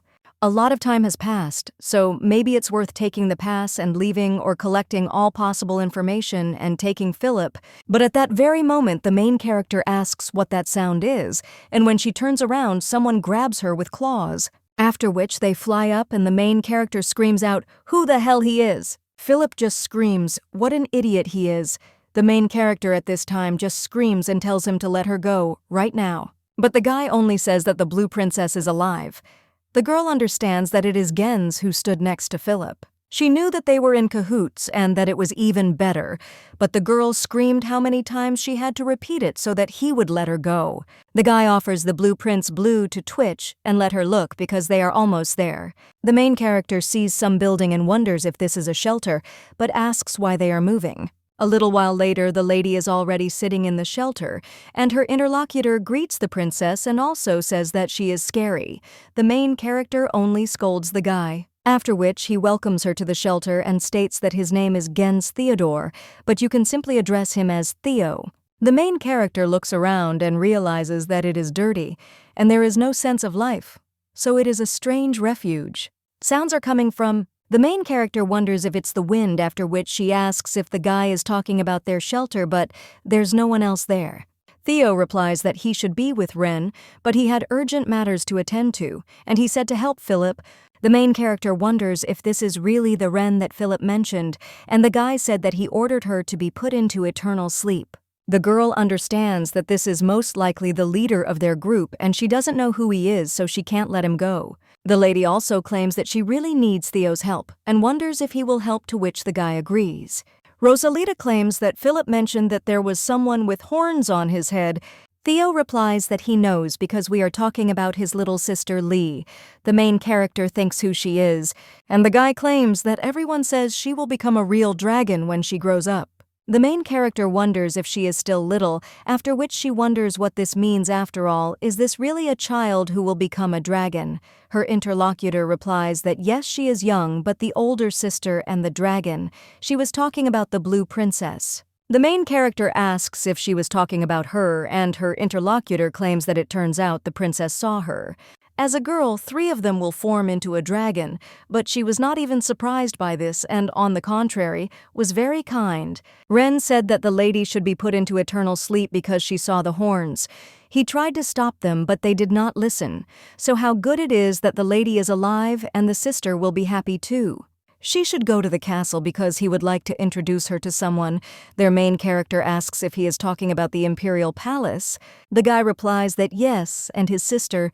She said that she met the princess there. But at that very moment, her interlocutor remembers something else and cries out that he forgot to pick up Philip. He also asks the princess not to go anywhere because he will bring Philip. The main character understands that this guy looks like an adult, but he behaves like a child. But it is clear that he is not lying. Philip said that she should not have seen this, and it seems that he is talking about someone named Leah. Rosalita was in the imperial palace, and did she meet Leah in her dragon form? Ren found out about this and ordered the girl to be put into eternal sleep, and then Philip simply followed the order. The main character says that now everything is clear. Although there are still some oddities, the dragon was sealed a long time ago. But has another one appeared, and of course the world tree is not in the best condition, but the seal will be active as long as Jupiter is alive, so the dragon could not awaken. The girl does not understand what kind of trick this is, and it seems that first you need to meet Ren and find out the details about Leah. At the same moment, the girl again hears some sounds and understands that something does not sound like wind, so she needs to look for the source. After the girl goes in one direction, she realizes that the stench has become even stronger. The main character also thinks how far she will have to go, but the wall seems fragile, so if she hits well. But at that very moment, the lady hears someone scream, after which she hits the wall. Rosalita claims that she handled it easily as she thought. The lady also wonders if there is anyone there and asks where the smell is coming from. But at the same moment, the main character is shocked because she sees Philip in front of her, who is torturing a soldier. The main character then screams what he is doing, and the guy asks where Theo went. He immediately took the lady away, so he thought he had some time, but the girl asks if it is necessary to discuss this now. The lady also understands that the reason for the disgusting smell that spread throughout the building is the soldiers of the Empire who are no longer breathing. The main character thinks what happened there. Filipova at this time turns to the lady and says that he will ask again. Doesn't she want to become a priestess of the Grey Wings? Rosalita cries out, does he really think she'll side with him after seeing something like that? But her interlocutor suggests that she think carefully because the situation should be clear to her. She has seen too much to just leave, and who will survive? But at that moment, the soldier grabs the guy by the leg and turns to Lady Derman. The guy immediately grabs the weapon and then screams, asking how this evil bastard dared to bring a lady to this place. The main character thinks who he is, and the knight says that he doesn't know how the lady ended up there, but she shouldn't worry. Because Keith Leatherby, he will protect her, and he swears on the honor of his grandfather. The main character wonders if the girl knew this guy. He said that he would protect her, but right now he is not in the best condition, so it would be easier to knock him out and fight herself. The guy at that very moment screams out what a traitor Philip is, because he not only went over to the enemy's side, but also tried to convince the lady. So he will go to the very bottom of hell. Philip claims that they were easily deceived. What kind of knight is this who easily believes the words of others, and if he does not do it, then someone else will? Then wouldn't it be better for him to take what is most dear to him? The knight cries out that his relationship and false belief pushed him down the wrong path, and he himself is to blame. But Philip suggests that he speak directly because he simply took advantage of the chance that was given to him. Rosalita tells them to wait, wondering if the words about the illness were also a lie. Philip claims that his love for the lady is real, after which he asks to believe him. But the girl screams at him not to make her laugh because it's not love. Her interlocutor suggests his love to go to him and not waste her strength in vain. His position was shaken when she survived. But he can forgive this, and it is lucky that someone needs her alive. Rosalita understands that she thinks it's about Leah, whom Rosalita met. The guy says that if the lady had agreed, he would have simply brought her there. He thinks that then everything would have been fine for both of them. The girl would be glad that she is alive. He is glad that she trusts him. So let the lady make the right decision. Well, the main character just says that everything is becoming funny. Did he really love her so much that he immediately gave it to me without even trying to find a solution together? He showed a nude painting on the square to show off his ability to fall into eternal sleep with his own hands, and sent gifts to provide himself with an alibi. Let him be honest for once, because this is not love but just trash. Let him not dare to call his dirty motives love. Philip says that if this is her final answer, he has no choice. But at that very moment, someone else appears in the room and asks if he hasn't finished yet. And when Philip turns around, he sees Ren there. The main character understands that this is the same idiot. The knight tells the lady to be careful because he uses some strange and unknown power. The knights were attacked by this monster. The main character wonders if he really has any power, but it's understandable because he appeared out of thin air, after which the girl wonders how he did it. At this time, Ren turns to Philip and asks what he has been doing all this time since the man he put into eternal sleep is alive again. He asked for a chance but never solved a single problem. Philip starts shaking after that. And he says that it's not about that, and he was just waiting for him to see how he would plunge them into eternal sleep, and then he would understand that he was telling the truth. His interlocutor claims that he is trying all the time, but they don't trust him. The guy betrayed his people but now wants them to trust him, even though he failed to complete a single task, and it's funny. After which Ren screams for him to try to eat if he can, and points to the main character. Jens claims that he did say that he would risk his life if this woman was truly alive, so let him put her into eternal sleep, otherwise he himself will lose his life. After this, the main character just smirks and claps her hands, claiming that this is just great. Betrayal and deception from all sides is no longer a joke. The lady also says that she is a victim there and wonders why he decides for her. She has no intention of falling into eternal sleep there, and the long-planned revenge will be carried out now. Let them come one by one because she will deal with each one. Philip, shocked, turns to Rosalita, after which he even claims that she would never behave like that. He noticed long ago that something was wrong with her, and now it is obvious. Rosalita returned after being plunged into eternal sleep, but her personality could not have changed so much. So it's not her. Well, the main character just swings and asks where the guy is pointing his fingers. The young man only adds that it is Satan himself, but at the same moment he flies away from the main character's hammer. Rosalita tells him to stop this drama because she didn't hit him that hard, and it's too early for him to fall into eternal sleep. Many people are waiting for news of his end, but the time has not yet come, and the girl wonders if he remembers how she said that every day of his would turn into hell. The guy then asks Rosalita to forgive him just this once, and the main character says that they should just look because he also asks for forgiveness. But at that very moment, Ren begins to use magic and then strikes Philip in the back. He also says that as he thought this lady is different from ordinary people, even trained knights would not be able to defend themselves from this attack. The main character replies that of course she is not a simple citizen of the Empire. Theo turns to the princess in surprise, and the girl claims that she is a hammer fairy who protects love and justice. Ren asks if this is really true, and the main character understands that she has problems. This guy is stronger than she thought, and she won't be able to fight normally until she understands the principle of his strength. And the hammer is not in the best condition, and although she did not hit very hard, if the lady was alone she would have managed, but with a knight, everything will be more difficult. After which the main character looks at him but sees that there is something in the guy's hands and thinks what it is. The young man realizes that she has finally noticed. If he activates this thing now, they will have problems. But let the lady not worry because he will help her escape. The guy understands that he has a bomb in his hands. It will attract attention and also blow her up and let the lady leave it there and run away. Well, the main character just looks at the guy in bewilderment and wonders what he is trying to say. The girl does not understand why he needs that thing and how he uses it. The girl did not understand anything but thinks that it seems that they need to run away, while Ren suggests the lady to stop this nonsense because she cannot be a real fairy. The girl just throws Philip at this guy and then runs up to Sir Leatherby and screams that they are getting out of there. The guy screams that it's his job to help the lady and he'll gain some time, but the girl screams for him to be quiet for a minute. And then she apologizes, picks up the guy in her arms and starts running with him.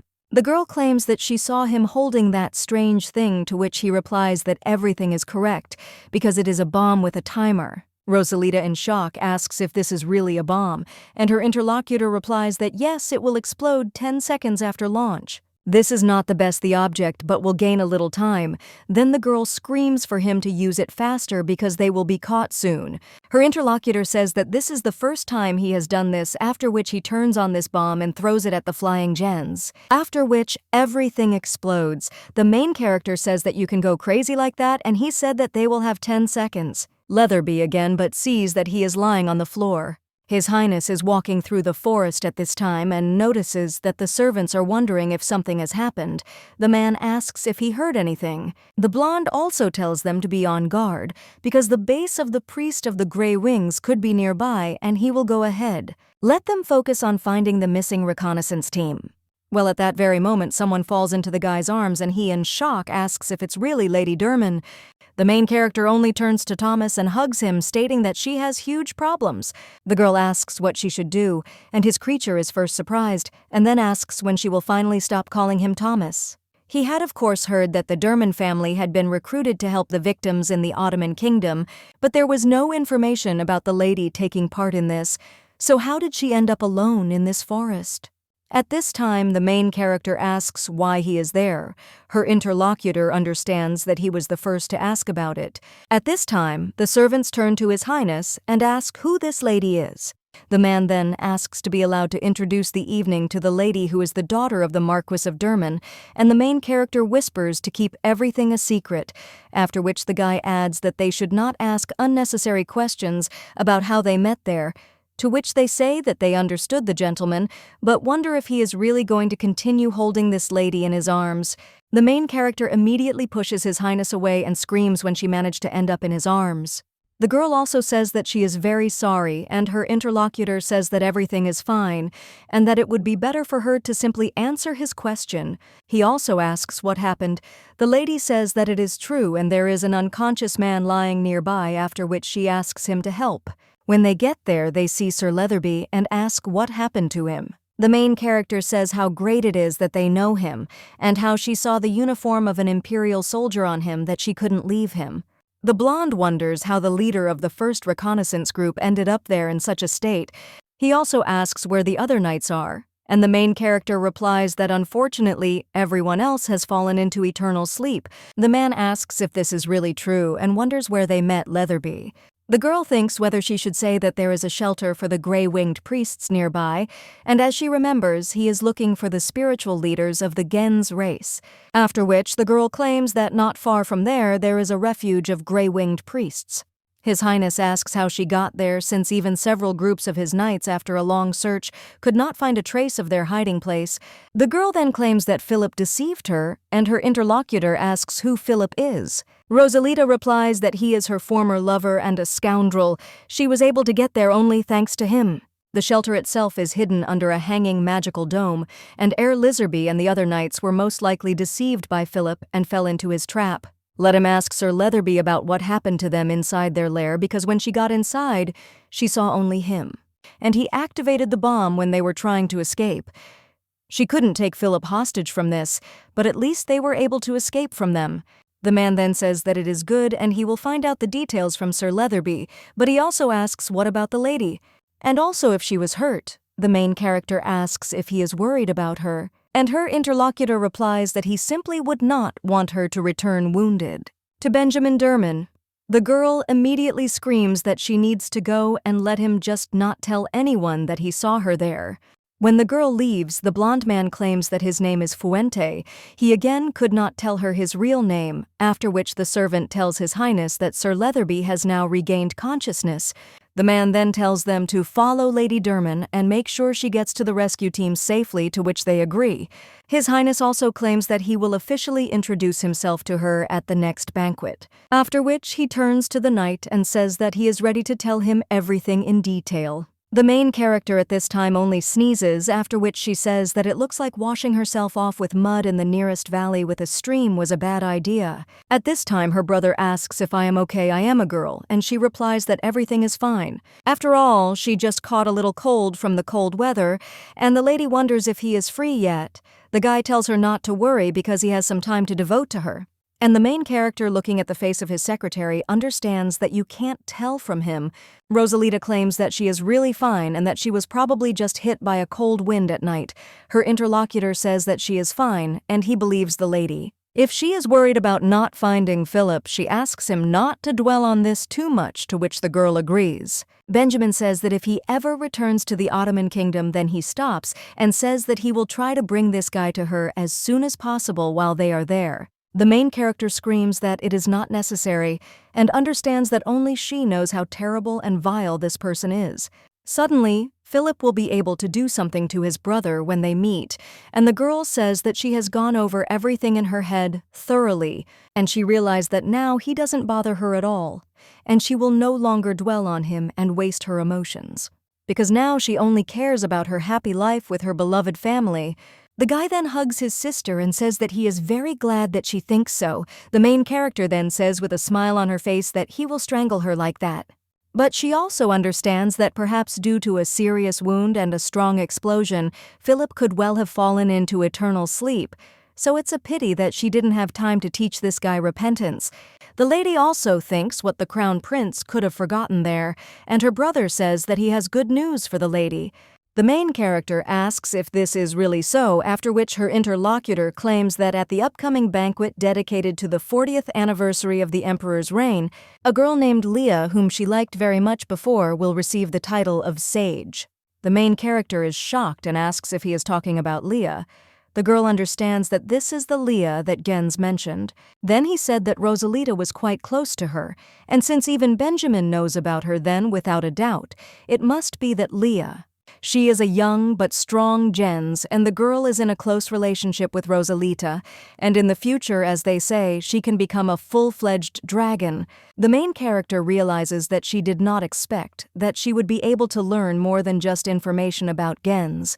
If the gods find out that a new dragon has appeared, then complete chaos will begin. The lady's brother at this time wonders if she is also surprised that she will be given such a title. After all, it had been about 80 years since anyone had been granted the title of sage.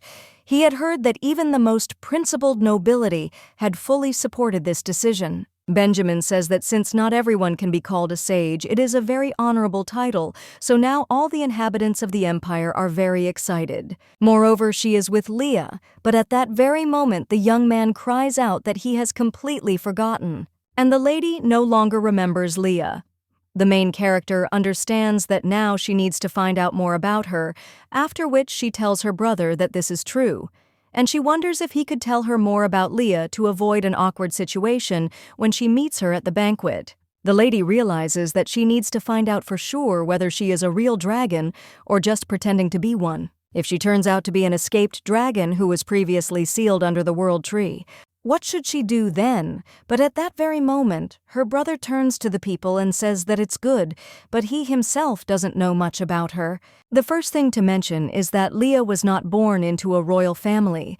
According to rumors, the Empress appeared before the people with this child in her arms, but the news of the Empress's wedding with her father was never made public. Nevertheless, the girl was still raised in the imperial castle, and they decided to give her the title of sage for that. That she is a natural-born magician, their main character is shocked and asks what he is talking about. Her brother replies that according to legend, they once had one natural poppy, but after some time he lost all his powers and disappeared, and now they have Leah. And now she is the only sorceress in the whole world.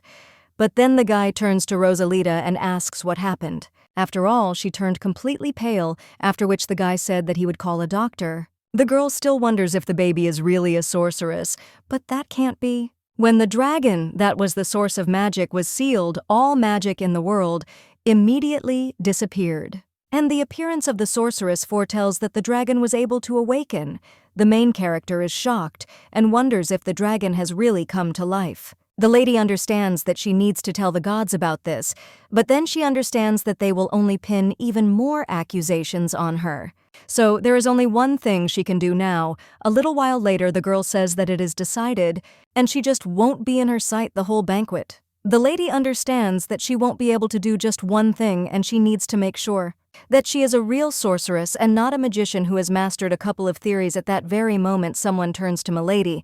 It turns out to be a maid, and she claims that she understands that the lady is very tired from the trip home from the Ottoman kingdom. But she has no time to just lie around.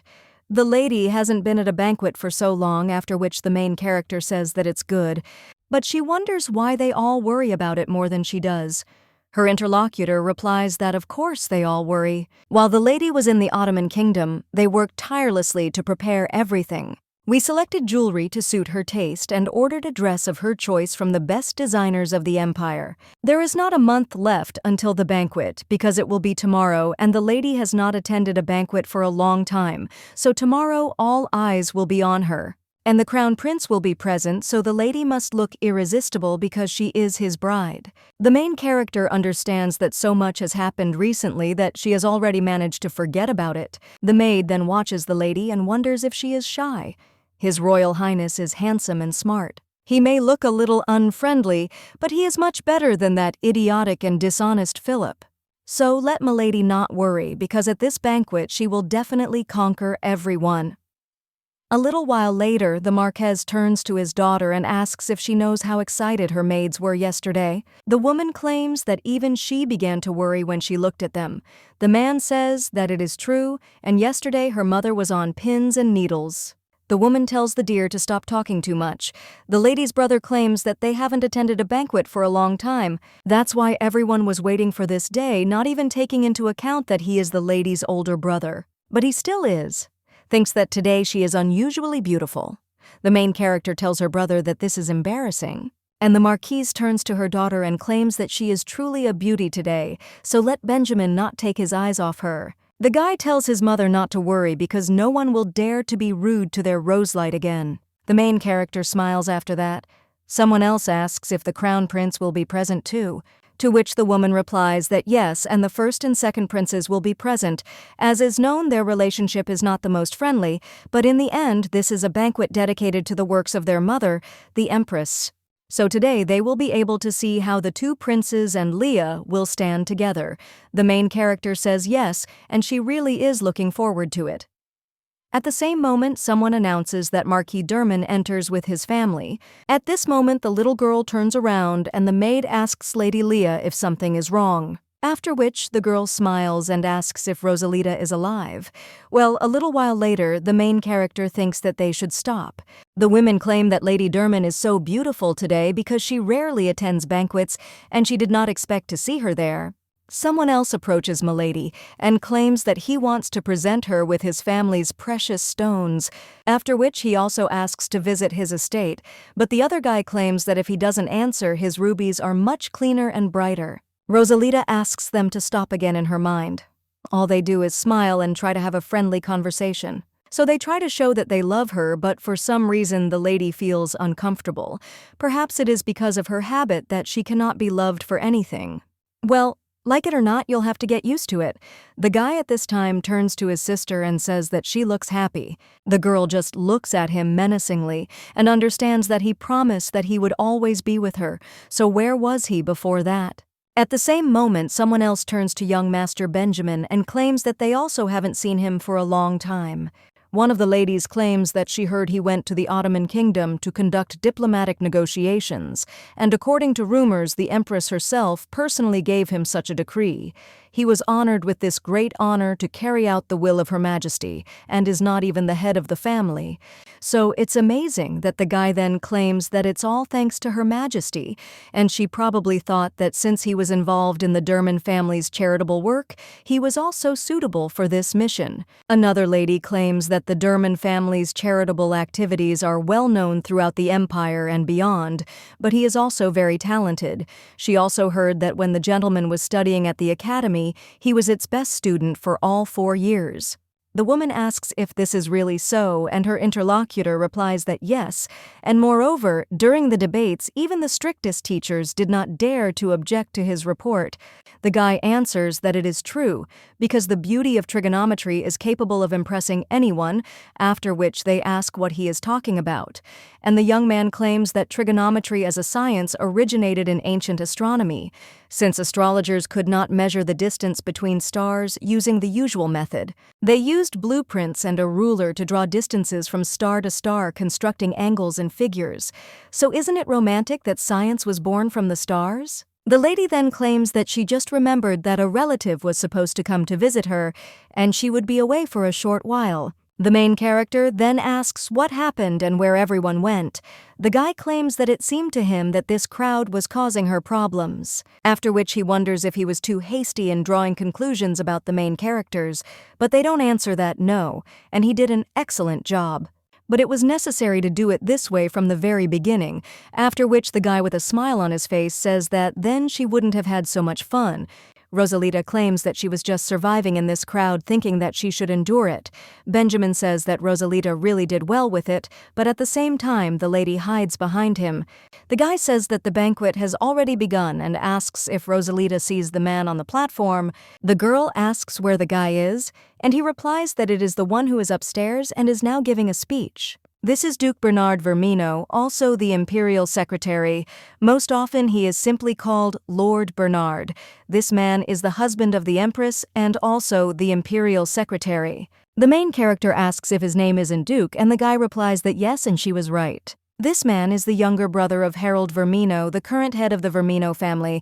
Because he became the husband of the Empress, he was granted the title of Duke, and now this title is tied to 2 people. The main character realizes that he is the younger brother of Maria's father, and then wonders who the little boy next to him is. The man replies that he is the second prince named Miles Benjamin, claims that he is still quite young. His interlocutor replies that it is true, but he had previously told her that her fiance was the crown prince. The guy replies that he couldn't tell her then, but this engagement was planned only to keep the Vermino family in check. Too many people are pinning their hopes on him than one might think, and groups have already formed around the prince pursuing their own goals. The main character asks, "What about the first prince, then?" After which the guy says that just a minute and whispers in the lady's ear that having taken the place of the sole ruler, after some time, the Empress unexpectedly for everyone advertised her first crown prince. No one knows who his father is. Since he was undoubtedly born of the Empress, no one dared to even think that he was not of noble blood. However, there are people who want to make a big deal out of it.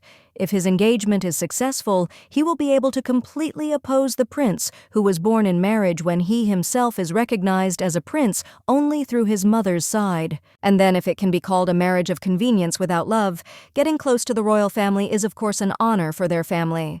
But he hopes that Rosalita will still be able to marry for love. The main character repeats these words. But when she wants to say something else, someone announces that the empress of their empire is coming out. The main character turns around and sees an empress named Ovina. The woman raises her glass and says that she will make a toast in the name of the prosperity of their empire. Let them also greet the only sorceress and sage of their empire. Benjamin turns to his sister and says that Leah will soon come in, after which the door to the room opens. Their servants report that the sorceress of the empire has arrived. She is the only sorceress of the Rundle Empire named Leah. At this time, the girl turns her attention to the main character and asks if Rosalita is really there. But she also says that Ren told her that she had fallen into an eternal sleep. At the same moment, someone else turns to Lady Leah and asks how she can be so charming. Other people scream and ask her to show them a little of her magic. Someone else asks if it is not a miracle to be a gifted magician from birth.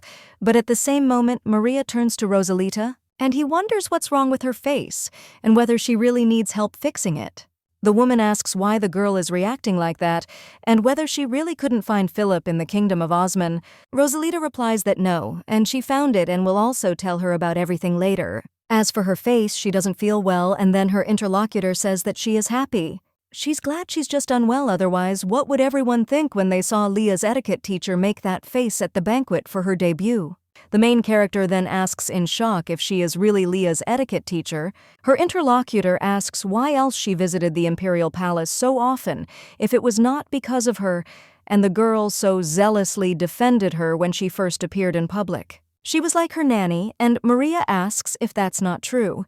The main character thinks why she didn't tell her the most important thing right away. At this time, the baby bows before Her Majesty and asks her not to forget about her health. The woman thanks the girl and claims that today the young sorceress has prepared a small performance to glorify the prosperity of their empire. So she asks to enjoy it, and Maria claims that a similar girl is now going to show everyone some magic. The little girl says that in order for the magic to work, she needs an assistant, after which she turns to teacher Rosalita. Her in shock, and then the butler hands her a glass of wine. The girl takes it in her hands and thinks that okay, because in front of many eyes the girl is unlikely to do anything. At this point, the baby tells the lady to stand still and states that she is starting. After which the girl begins to use magic, and the wine from the lady's glass begins to rise. One of the women says that this is incredible, and asks if everyone can see that the wine is floating in the air. He claims that according to the legends of the wizard, these are very wise people. But despite her age, the little girl has already reached such heights. Even calling her a genius wouldn't be enough, and she doesn't even use a magic tool. The main character understands that this is true because the girl did not do it with the help of a magic tool or something else. After all, this is real magic, and the lady thinks what awaits Rodea now. If a second war with the dragon begins, will people and gods be able to win? And also how strong Leah is, the girl thinks that now it is definitely worth telling the gods. But then she realizes that the first person who will say this will be the only goddess close to her, Titya. And at the same moment, the little girl says that it was difficult, and the Empress claims that she tried hard, so she can stop. The main character wonders if this is all, and isn't it too weak for a dragon? After this, the little girl asks if she can now go to kindergarten with teacher Rosalita.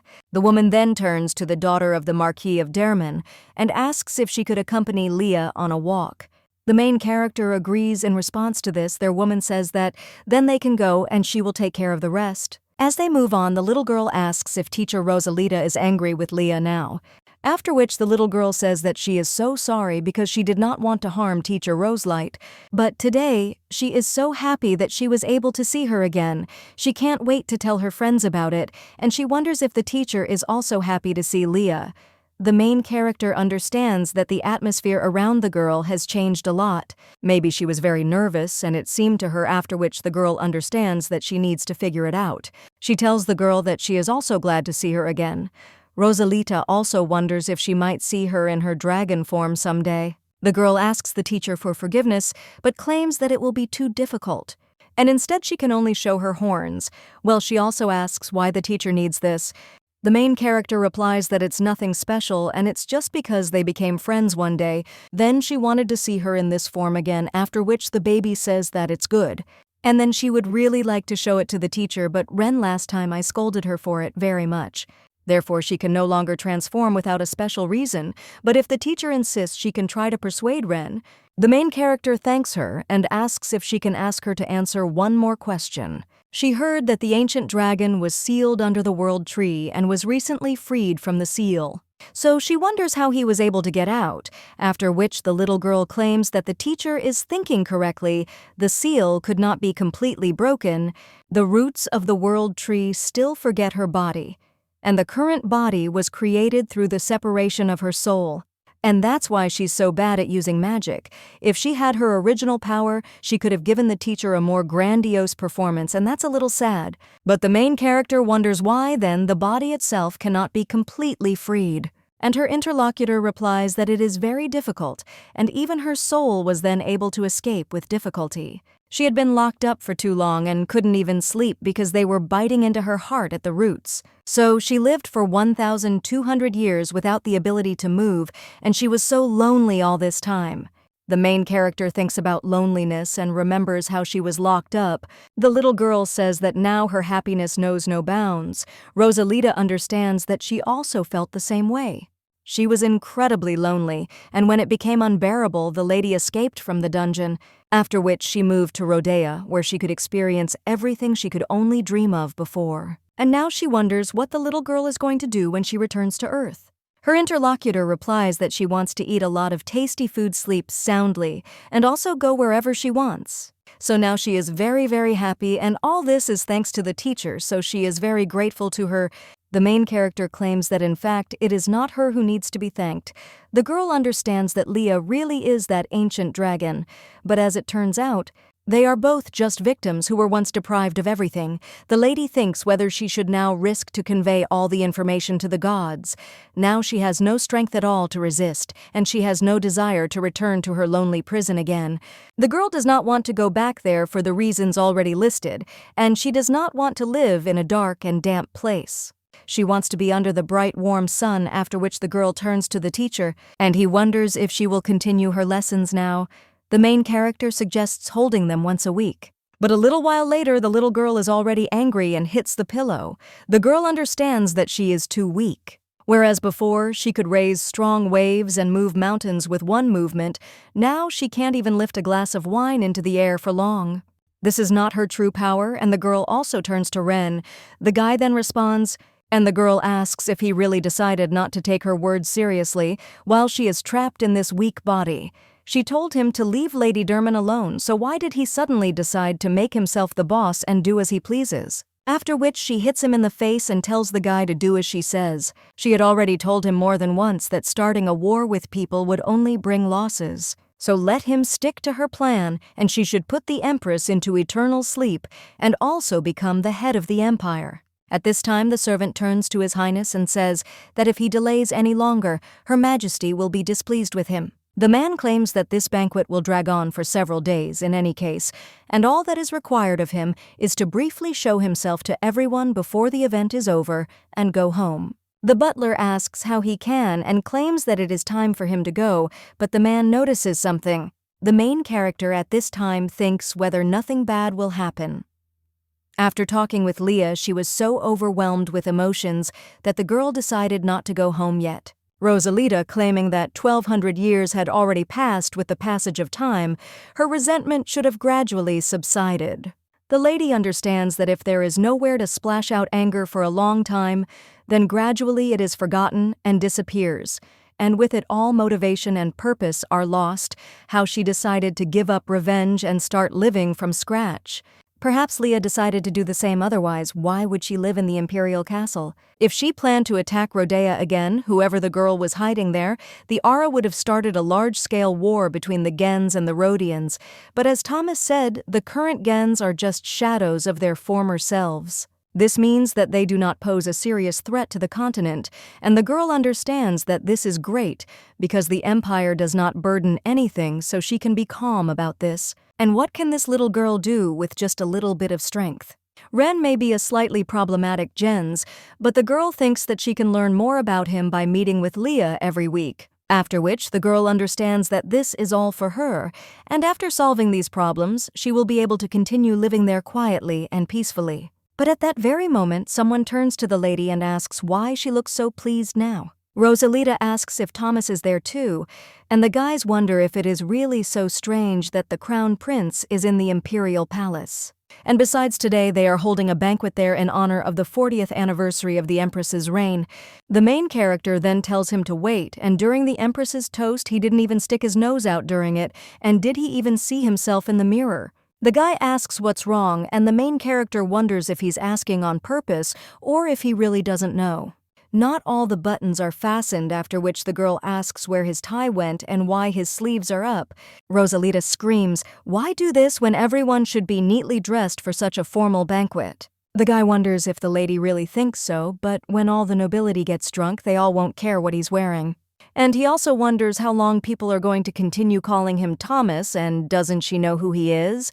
The main character realizes that he has come close and screams that he is a prince. The guy replies that he is Fuente, so let the lady forget about Thomas and call him by his name. There is no point in hiding him from her anymore. The day of their engagement is not far off, but how can it be serious when the lady doesn't even know his real name? Although it may be that the young lady really doesn't take her seriously, since not long ago she traveled such a long way to the Ottoman kingdom just to meet her former lover. The main character screams at him to wait a minute and claims that His Highness misunderstood because she didn't look for him only because of her still living feelings for him. Then the guy asks why, and when the main character starts talking, for what reason she suddenly stops. Her interlocutor asks if she really said the word two, and the main character replies that it was in order to break his two legs.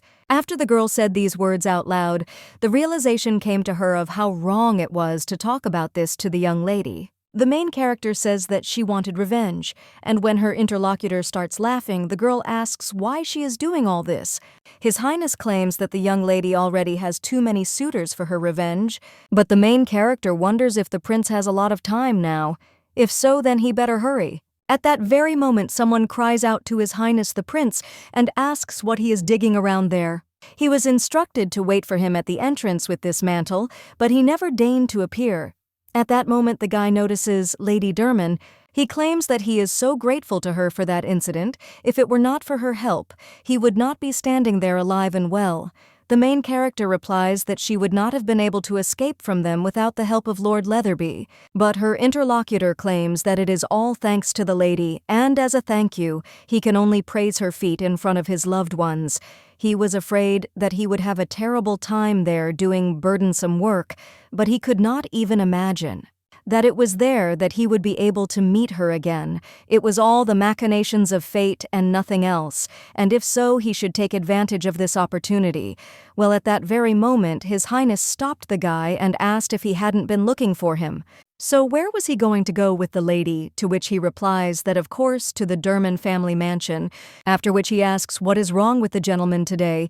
The knight claims that the lady is his savior and nothing more. She didn't run away, but met the danger face to face, and he saw it with his own eyes. The main character understands that Philip was trying to recruit her into his sect of gray-winged priests, even while being among the undead bodies, and this is after everything he did to her. And this knight was the only survivor who could see the Gens' faces, but the knight was not simple, and he used a dangerous explosive device after which they escaped. The main character asks them to calm down for a minute, after which she claims that she wants to talk to Lord Leatherby alone, which makes him happy. He says, of course, and asks if the lady invites him to her mansion, but the girl replies no and suggests they talk right there. At the same moment, someone else grabs Lord Leatherby by the clothes and asks him, how can he show such disrespect to a lady? The guy asks if a human is really telling him this, who had never paid attention to this before, after which His Highness becomes angry. The guy bows and claims that he really was in the group and therefore asks for forgiveness from the young lady. He also claims that he will tell His Highness everything in detail after the banquet, but he must go there before it is too late.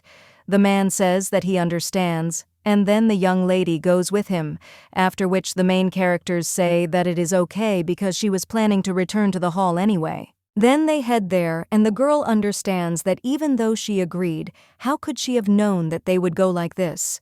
Rosalita wonders if everything will be okay if His Highness and she enter the hall together.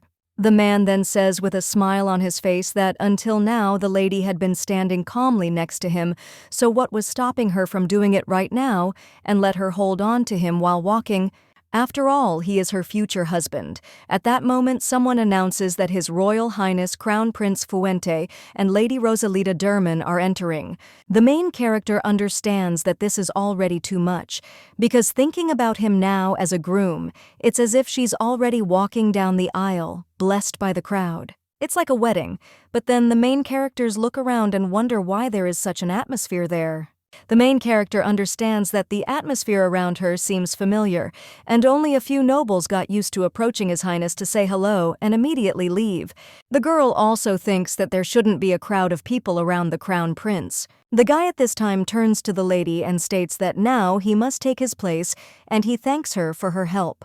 The main character thinks how to understand this, and it seems that after their appearance in the hall, the atmosphere changed dramatically. At the same time, who else says that everything is because he is not on good terms with her? The girl asks what he is talking about. Her interlocutor claims that the relationship between the Empress and the Crown Prince is very strained. It seems like they are both walking on thin ice. The guy also says that this is why he didn't want to get there on time to spite her.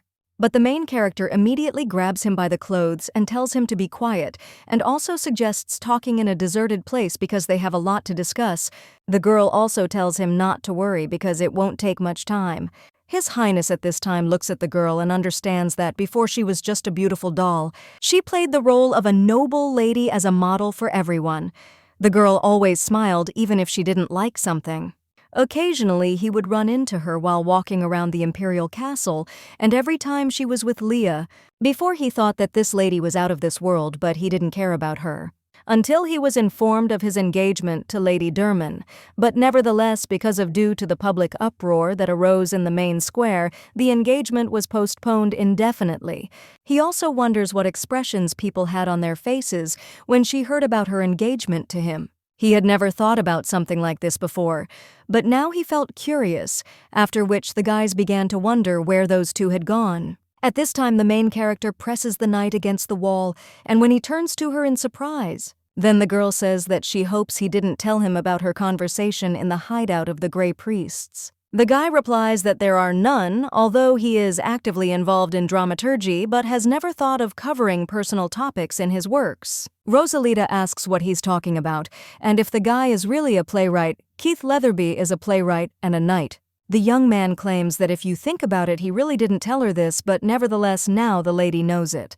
The main character asks if this is true, after which she realizes that he is the author of the play, Princess of a Faraway Country. She was popular throughout the empire, and the girl wonders why she didn't notice it right away, when she herself had watched this play with Rita so many times. She can't believe that her author was so close all this time. The girl also asks if it is difficult for him to combine these two activities, and even more so when they are radically different from each other, to which the guy replies that sometimes writing interferes with his service, but he loves these two professions too much so that he cannot give up either of them. And now he can be fully proud of himself because he always dreamed of getting closer to the Derman family, famous for their art. He also wonders if this is why the lady wanted to talk to him and let her tell him when he can come visit her. The girl suggests that Lord Leatherby calm down first. Rosalita realizes that she initially wanted to decline his request to come to her, but now the situation has changed a little, although this is not what she wanted to discuss anyway. The main character claims that she wants to ask him to do her a favor, and about everything that happened then, in particular about her personal life, about which she had already managed to become famous in a not very good light. She wants him to keep it all a secret, because otherwise it will be bad. The main character adds in her thoughts that she can just hit him on the head so that the guy will forget about everything, and he, with a smile on his face, tells the young lady that of course he had always been waiting for this moment, when he can be not only a playwright and a knight, but also an assistant to a hidden hero. Despite her fragile body, the lady was able to resist the evil organization, and all alone. She must feel lonely, and he understands her completely. The main character, a little surprised, turns to the Lord, and he asks to call him simply Keith, and he will not tell anyone about the lady, so let her not worry, and he swears that he will be ready to listen to the dear lady at any time. If she so desires, he can even swear by the name of Jupiter. The main character tells him to calm down for at least a minute because she didn't ask for it. At this time, someone else pours poison into a cup of tea. When the girl returns to her parents, her father says that she has returned. The lady turns to her mother and father and asks where her older brother is, to which she replies that it looks like they missed each other. The man claims that he was looking for the lady, but as soon as he saw her enter the hall with His Highness, the Crown Prince Benjamin immediately disappeared. The woman claims that perhaps he met some close friend and went off to talk to him. And the Marquis claims that he is glad to see that the girl is having a great time there, especially in the company of His Highness. His wife says that the dear one needs to drink less, and he only claims that he is so glad that Rosalita was able to open her heart again, and he can't help but drink to celebrate. The main character asks what it means to open the heart, and the Marquis claims that his daughter is right because isn't His Royal Highness the Crown Prince her fiancé? He delayed giving an official answer because the lady had lost her memory and he didn't want to cause her any unnecessary misunderstanding. But now they can start preparing for the wedding. The main character at this time notices that something is happening from above, after which he wonders what is going on there. At that very moment, someone turns to His Highness and asks how to understand this. One of the aristocrats asks what happened, and the other replies that the glass intended for Prince Miles was taken away by the Crown Prince. The butler immediately turns to the boy and asks if everything is okay with him, but he only looks at the Crown Prince, after which he looks at him coldly in response. The Duke claims that he knew how cruel and cold the Crown Prince was. But why take out your anger on your younger brother and sister? The Empress tells Lord Bernard not to take things to heart. But the man tells her to see for herself how his child is shaking now and how his father cannot help but worry. Well, the woman says that first they need to find out the reason why he did this. The Empress turns to Prince Fuente and asks what prompted him to do this on this festive day for the Empire. If he did it for no reason, but at the same time someone else claims that it is poison. The woman immediately screams at Leah that it is dangerous. The baby claims that she is fine and then touches the liquid. And she claims that she was convinced of this because someone mixed poison into the drink, and the Crown Prince only wanted to protect Miles.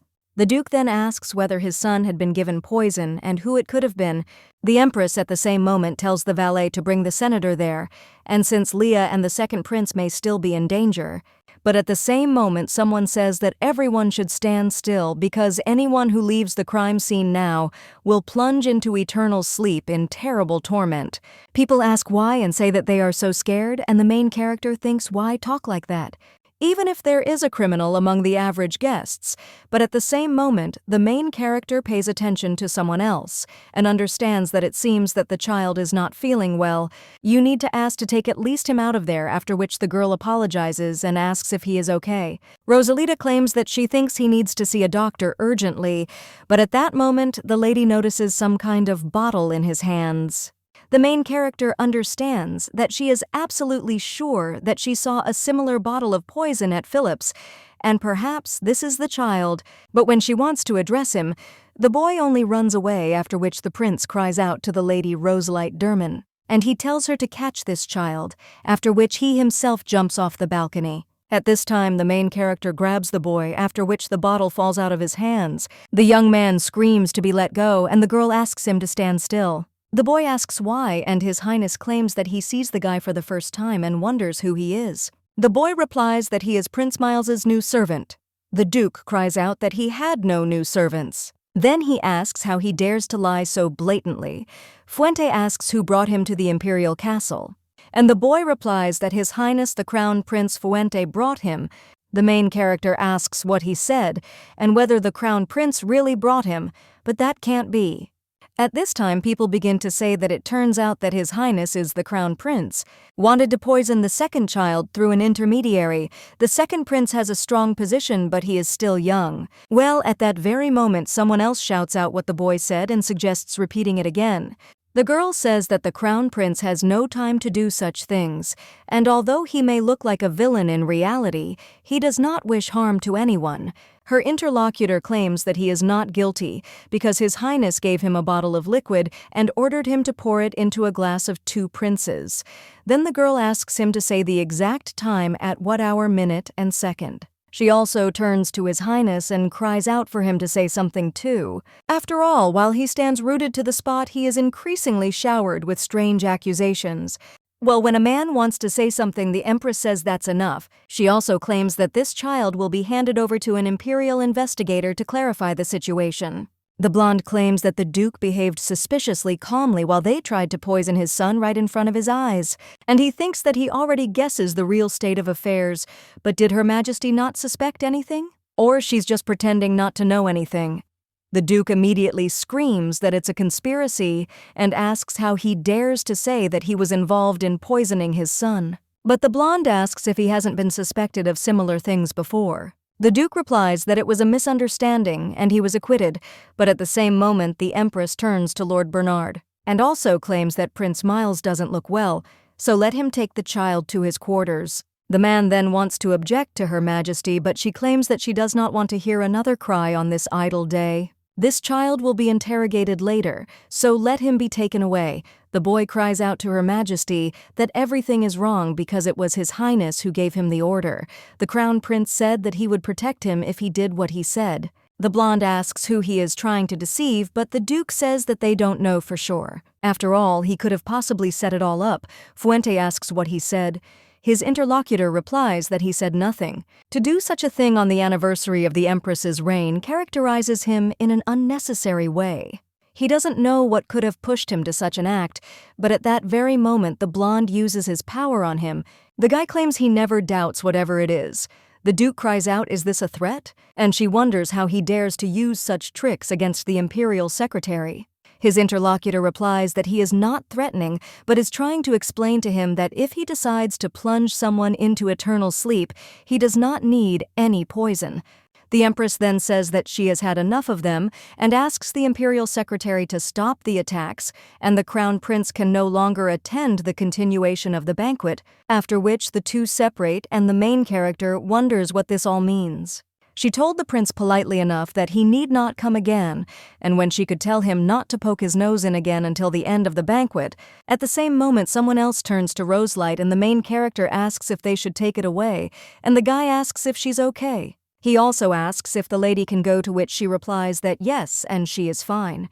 The young man also addresses His Highness and asserts that although this may sound rude, but he will never forget what happened today with his sister. The main character understands that Fuente is not a bloodthirsty, but not a soft prince. She has the feeling that he doesn't care about the people around him in general, and it seems like he's not going to change in this regard.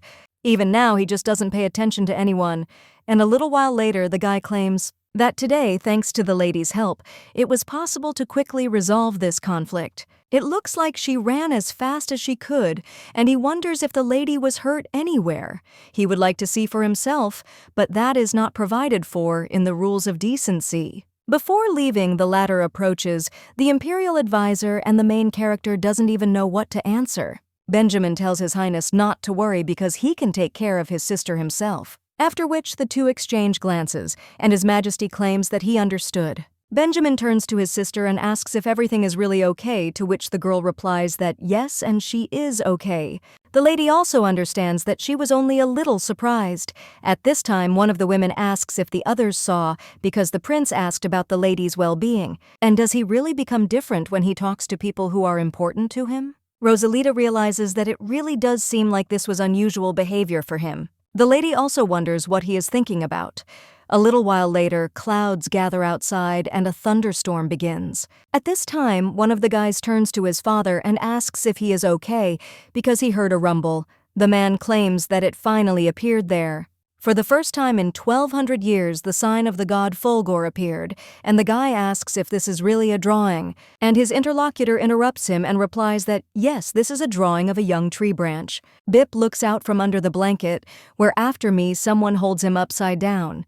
The main character wonders if a heavenly message appeared in the temple of the god Fulgor. Her interlocutor answers that it is true, because after 1200 years a divine message came down to them. Everyone just went crazy from this news, though there are both believers and skeptics. Rosalita asks what she is talking about. The maid claims that according to ancient chronicles, the gods gave a message in the form of God's voice, but now this message has appeared in the form of a drawing, and someone says that this is a show arranged by some impudent person. And whether there was actually an image of a young branch there or not, no one knows. Everyone has a different opinion on this matter. The main character says that this is how she understands that this is one of the prohibitions that befell all the gods of Rita after the war with the dragon, and from that moment it was impossible to give a message with the voice of God. This is probably why the message appeared at least in the form of an image, and it is also connected to her. The girl understands that someone from Rita must be looking for her now. Lately, the girl has been so busy with other things and almost completely forgot that she is still a fugitive. At this time, the maid turns to the mistress and asks if this doll is not simple because in appearance it seemed hard to her, but in fact it is soft. The lady got it from, and the girl replies that you can't buy one like that anywhere.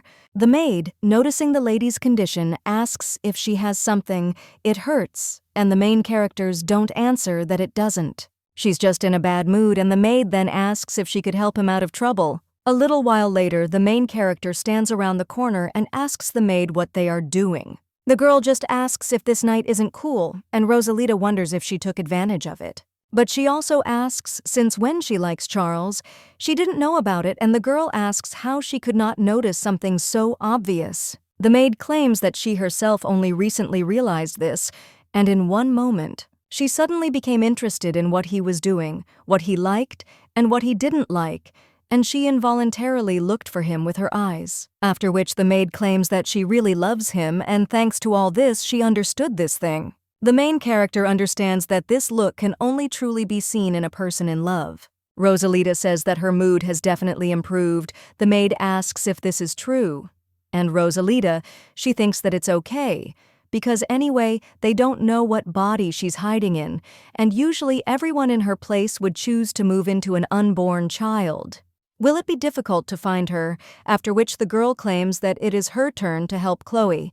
Her interlocutor asks how, and the girl is interested in how best to call it, after which he claims that this love operation is for Khloe. A little while later, the maid asks, why did the lady decide to help her in such a state? Rosalita replies that it is better to look at it up close, and she just needs to let off some steam. But a little while later, the knight asks if the lady really insists on this, and they won't use real swords, only blunt objects. Rosalita says she likes it, and she thinks the guy is looking forward to it.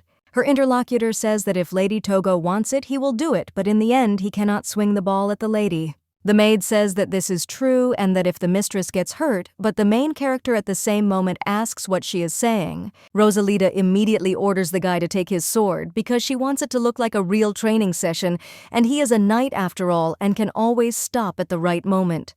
The girl also asks what is it and whether he is not sure of himself. Her interlocutor then says that since he is a knight of the Durman family, he must control himself and not lose his composure in any situation. So he swears there now that no matter what happens, he will not harm the lady. The main character says, what kind of attitude is this? And she wants to know how tightly he holds his ball, so let him attack with all his might. The man understands that in fact he is not very experienced in fighting since he has never competed with anyone. To offer something, but the main character only hits him, which makes the guy's hand shake, and the lady asks if she's strong enough to attack. The knight then asks where milady learned to fight like that. A little while later, the main character asks him how he is. After all, she won. The knight turns to the lady in surprise and asks what the hell was going on. He's been holding the ball since he was a kid but hasn't been able to polish a single one of her hits. After this, Rosalita understands that I should have calculated my strength. After which the girl says that this is what was meant, and she was told that sometimes when a person returns from the other world, he may have unusual abilities. The guy asks if this is really so. And the main character replies that yes, and tells Khloe to bring her something to sing, to which the maid agrees. She hands the miss some water, and then also gives a towel to the knight, and he thanks her. The girl understands that this is great because in the end, her operation was successful. But at the same moment, someone else turns to the miss and says that a letter has arrived addressed to her, from His Royal Highness the Crown Prince and Lord Leatherby. The main character asks if there is a letter from the Crown Prince. A little while later, the girl is already sitting next to her relatives and wondering what's wrong with the atmosphere there. Benjamin asks, "What is the purpose of His Highness?" the Crown Prince's visit, since the content of the letter looks more like a notification. The Marquis claims that he himself did not expect to meet him so soon and was afraid that Rosalita may be tired of waiting. He asked the prince not to delay with a personal visit to them, but he couldn't even imagine that he would arrive the very next day. The main characters at this time do not listen to them and enjoy the food. But when her brother turns coldly to her father's credit, he asks who she has been waiting for. Her mother claims that of course it was the Crown Prince, because the girl accompanied him to the banquet, and they looked like a wonderful couple. Benjamin turns to his mom and dad and asks if they thought he was against it. The first prince has a bad reputation and caused a commotion at the banquet. He even decided to take extreme measures through the law, and what is most important is whether they saw how he treated Rosalita. The guy claims that he also does not cancel his merits, and he excels in studying diplomacy, finances, and in preparation for managing the empire. But despite this, he is only good at his calculations, because in fact, the guy looks down on many. Therefore, he doubts that with a man like him, the empire will prosper in the future. And what worries him most is that if someone like him marries Rosalita, this could make her unhappy, and they want to tell Benjamin not to worry. After all, His Highness is definitely a good person, it's just that now he's been saddled with a lot of work. He also wonders if the boy remembers how smiling and attentive he was to others when he was very young. But Benjamin asks if not everyone was like that as a child. The woman says that, for example, the boy was not like that. And the Marquis adds that Benjamin almost never smiled at anyone and cared only about himself. The guy then asks his father if they were just talking about something a little off. The Marquis also says that in any case, he may not be going through the best of times right now. After all, holding a high position, he has no one to trust at all. The guy replies that he doesn't know, and maybe he's become too callous, but he can't sympathize with this person under any circumstances. A little while later, someone dresses the main character, and the girl asks if it's too much. The Marquis asks what the girl is talking about because she is simply a beauty. At that very moment, someone else addresses the Madam and Milady and also informs that His Royal Highness the Crown Prince has already passed through the main gate. The woman wonders if this is really the case, and then it's time for them to greet him. The main character wonders why she is suddenly so nervous, and maybe it's all because she's not used to it. A little while later, the Marquis says that he was finally able to see His Highness in their mansion. The guy says that it is true and asks how much time has passed since his last visit. It seems like he hasn't been there since his teacher passed away, and that was a long time ago. The servant claims that before His Highness did not like studying in the imperial palace, which is why his father's classes took place there. Their family was greatly honored, in particular his father, that his students were His Highness the Crown Prince, after which the man claims that it is also a great honor for him. The Marquis claims that if His Highness is not in a hurry, he could take him to the memorial rooms. But at that very moment, the butler turns to His Highness the Crown Prince and the Marquis, and also informs that a lady is entering Rosalita. The man immediately gets up and says that the girl has arrived, after which the ladies enter the room, but she just awkwardly looks away. The Crown Prince at this time thanks the Marquis for agreeing to fulfill his sudden request. His interlocutor claims that there were no difficulties in this, and thanks the prince for his concern for them, Rosalita. After which the man also turns to his son and says that now they must leave them for a while. But when the boy doesn't budge, his father turns to him with a little surprise. The Marquis also says that today the guy is a little out of sorts, but now His Highness can talk calmly. The blonde then turns to the lady and says that her brother doesn't seem to like him. The girl asks if he looks like the kind of person who might be concerned about her brother, and her interlocutor claims that maybe the lady should be more hospitable towards him, and yet there may not be such an influential person as her husband. The main character then asks why he decided to come there today and if it was something urgent. Her interlocutor claims that yes, and it is urgent. Very soon the lady will receive another letter from the royal family on the topic of engagement, and he intends to get a positive answer from her. So he came there to put pressure on the lady. The main character wonders if he really went all the way there just to convince her to agree to the engagement. But the girl asks why. And wouldn't it be enough for him to simply use the power of the imperial family? Even if she refuses, he can still arrange the wedding and it is not necessary to come there. Her interlocutor claims that the lady is absolutely right, and even if there is no response from her, only the imperial family will decide whether to cancel or start the engagement. But still, he doesn't want that Rosalita carried out any imperial decree without complaint.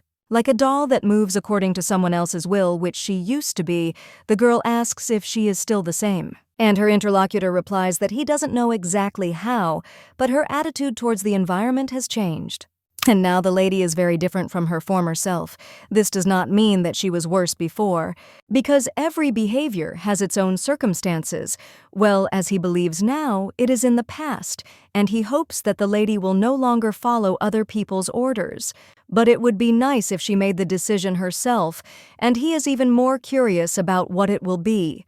The ladies are offering good conditions, and there are no other nobles with such great power in this empire, so the best match in the person of the crown prince may not present itself again. The main character thinks about power and does not understand whether he is asking her to choose for herself or is trying to decide for her because he speaks so confusingly. Rosalita wonders if he can say it all more simply and what he is getting at. The guy asks why the lady is looking at him like that, and the main character tells him to figure out for himself why he got stuck. At the moment, she finds it difficult to decide on an answer, and her interlocutor asks what's stopping her. The girl replies that before the engagement, she must tie the knot. She also recalls how her brother claimed that he hoped the girl would be able to marry the one she loved. Now she adds that she should only tie the knot with someone she truly loves.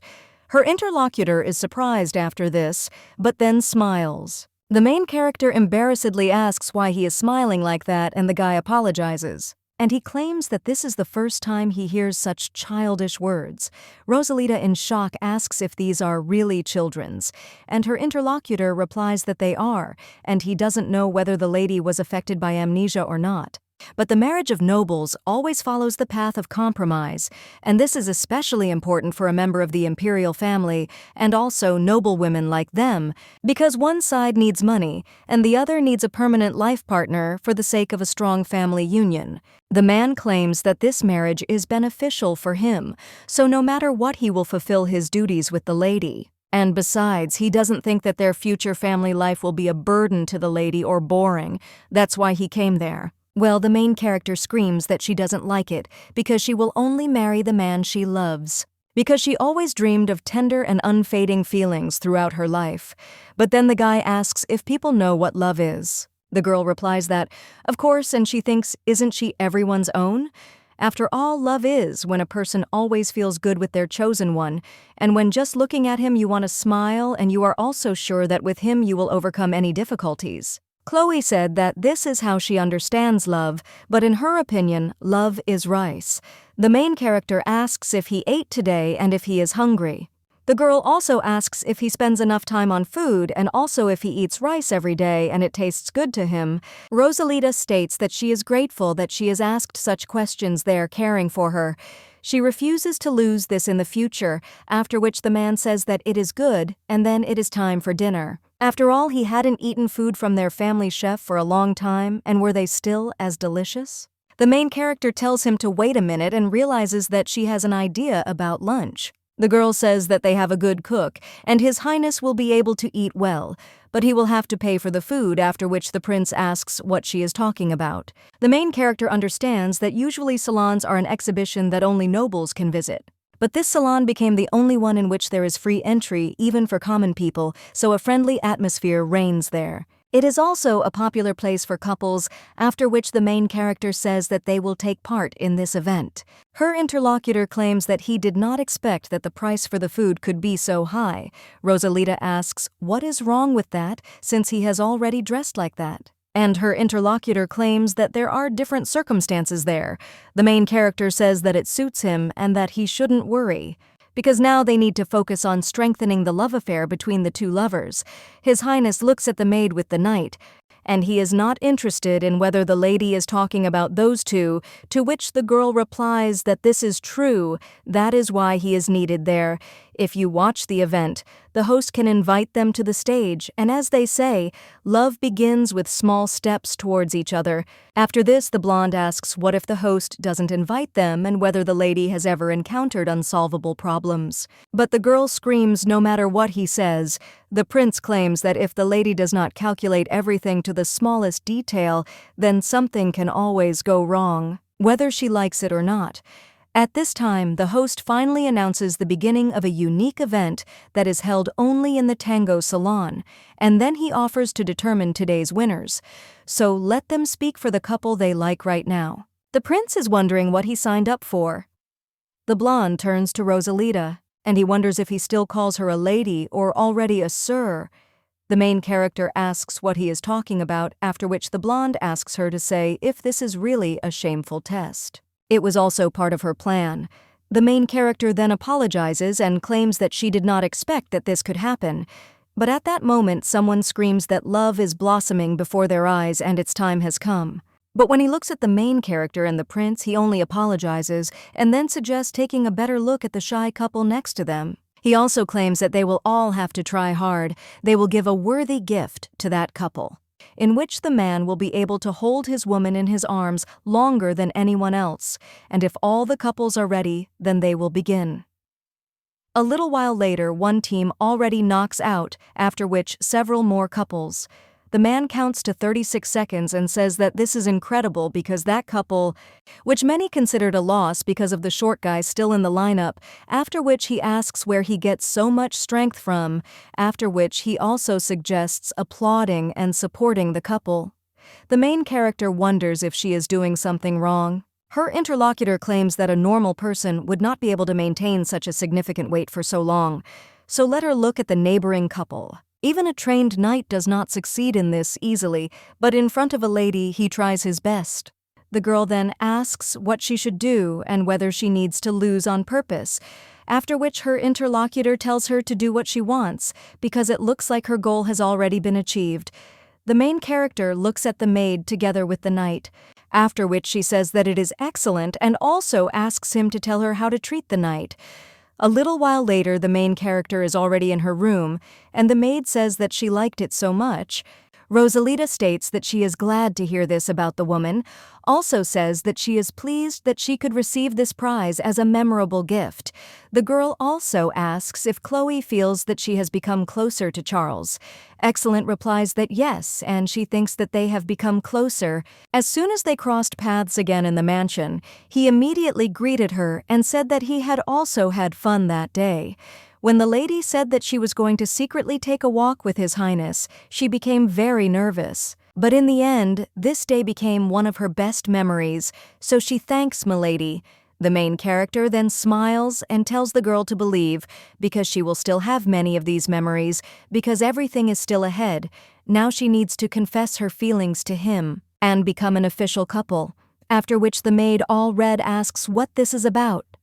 Mistress Rosalita wonders why she is so surprised, and aren't these obvious stages in love? To share the same feeling with him so that their hearts beat in unison after marriage. But the maid screams for the lady to stop because she feels so awkward, and the main character understands that she would also like to experience true love. It is already pleasant just to look at beloved people because it is interesting to experience this feeling herself, and she is a little jealous. At this time, the maid says that the lady needs to get ready quickly. Rosalita claims that she heard that her relatives will arrive today, to which the maid replies that yes, they have been busy lately, so they could not visit the lady and they will probably come to ask for her blessing. The girl asks if this is really true and wonders what it means. A little while later, these two come to the lady, and the main character realizes that this woman is the carrier of the body she planned to inhabit at the very beginning. But when she entered her current body, she was very worried that she would not be able to cope with it, but now she thinks that she is very lucky with it. The eye of God that appeared in the form of a young tree branch in the temple most likely means that all the gods are looking for it in babies and unborn fruits. Even if she goes to temples, she doesn't think she'll be able to cross paths with any of them until she goes into eternal sleep. Someone else asks Noah if he's already chosen a name for the baby, to which the man replies that, yes, and if it's a girl, they'll call her Laurel, and if it's a boy, then Lawrence. They came here because the birth of their child is soon scheduled, after which the man also turns to Miss Rosalita, says he has a favor to ask of her. Noah asks if she could bless him on the upcoming day of great prayer. His wife also apologizes for not being able to visit the lady right away when she woke up and doesn't say anything to the main game, because she understands that pregnancy can make road trips difficult. She is immensely grateful to them for coming there today. The man then thanks the lady for her understanding and states that he heard that she had lost her memory, so they should formally introduce themselves. Noah states that he is Count Sentio and also her uncle. The woman is next to him. This is his wife, Countess Olya Sentio. The main character asks if they really introduce themselves so formally, and the man claims that only a couple of years ago he took the surname Sentio and was awarded the title of Count, but in the family circle people can call him simply Uncle, after which the main character says that she understood. The girl also claims that she is glad to see her respected uncle and aunt. The lady also understands that this is also her failed body. The man claims that the Day of Great Prayer is held in temples once a month. There will never be a perfect moment to bless a child. The Marquise also claims that this is an ancient tradition that takes place twice a year.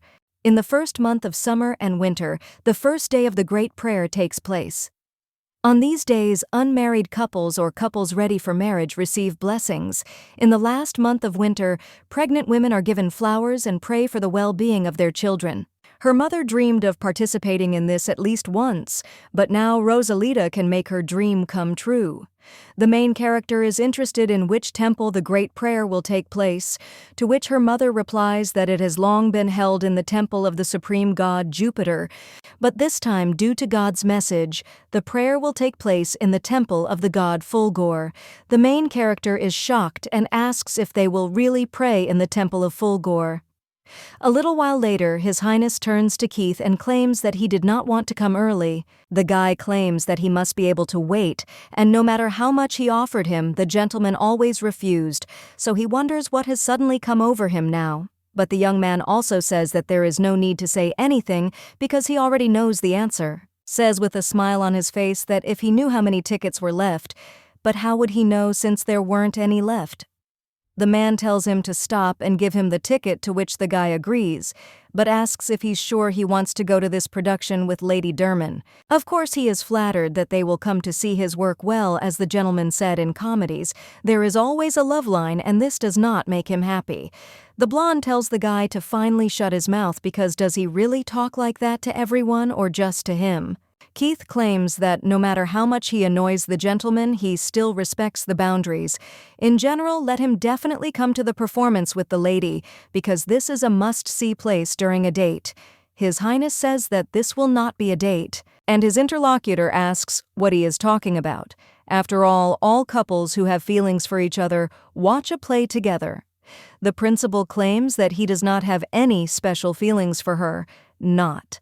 Then Kit is asked why he does not simply send a new engagement letter, and that's it.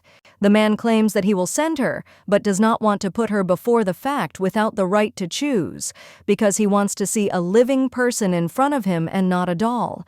Keith says that he really compared the lady to a doll, after which the guy claims that okay, and he will not say anything about it. Still, he has much more serious questions regarding the lady, and as he understood, the gentleman is trying to cover up the scandal with another grandiose piece of news. Although His Excellency Marquis Derman threatened everyone at the banquet not to open their mouths about him, this is not enough to stop the rumors. However, marriage with his daughter will definitely be able to shift the public's attention. His Highness at this time only remains silent, after which Keith claims that he sees that the lady is important to him, so let him be more polite when talking to her and not hurt the fragile girl's heart once again. The man asks if he is talking about a fragile heart and if he is not doing something that might please a young lady, and he is quite polite. His interlocutor thinks if he is seriously unaware of his love, but the guy does something he would never do under normal circumstances, and he even wonders when he will understand it. A little while later, the main character is in the temple of the god Fulgor. The main character looks at the picture where her mother asks if the girl is not feeling well.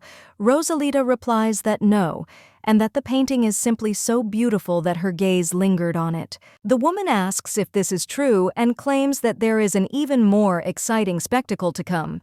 How lucky she is to be directly involved in the blessing ceremony.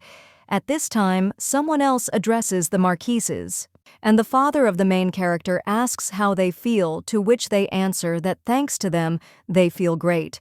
The main character at this time tries to leave, but people turn to her, and he thanks her for finding the time to provide them with this service, because thanks to the lady their family will definitely be happy, so they are very grateful to her. The main character replies that this is the least she can do for them. At this time, one of the priests turns to Lady Derman and asks if she will take part in the blessing ceremony today, to which the girl replies that she will.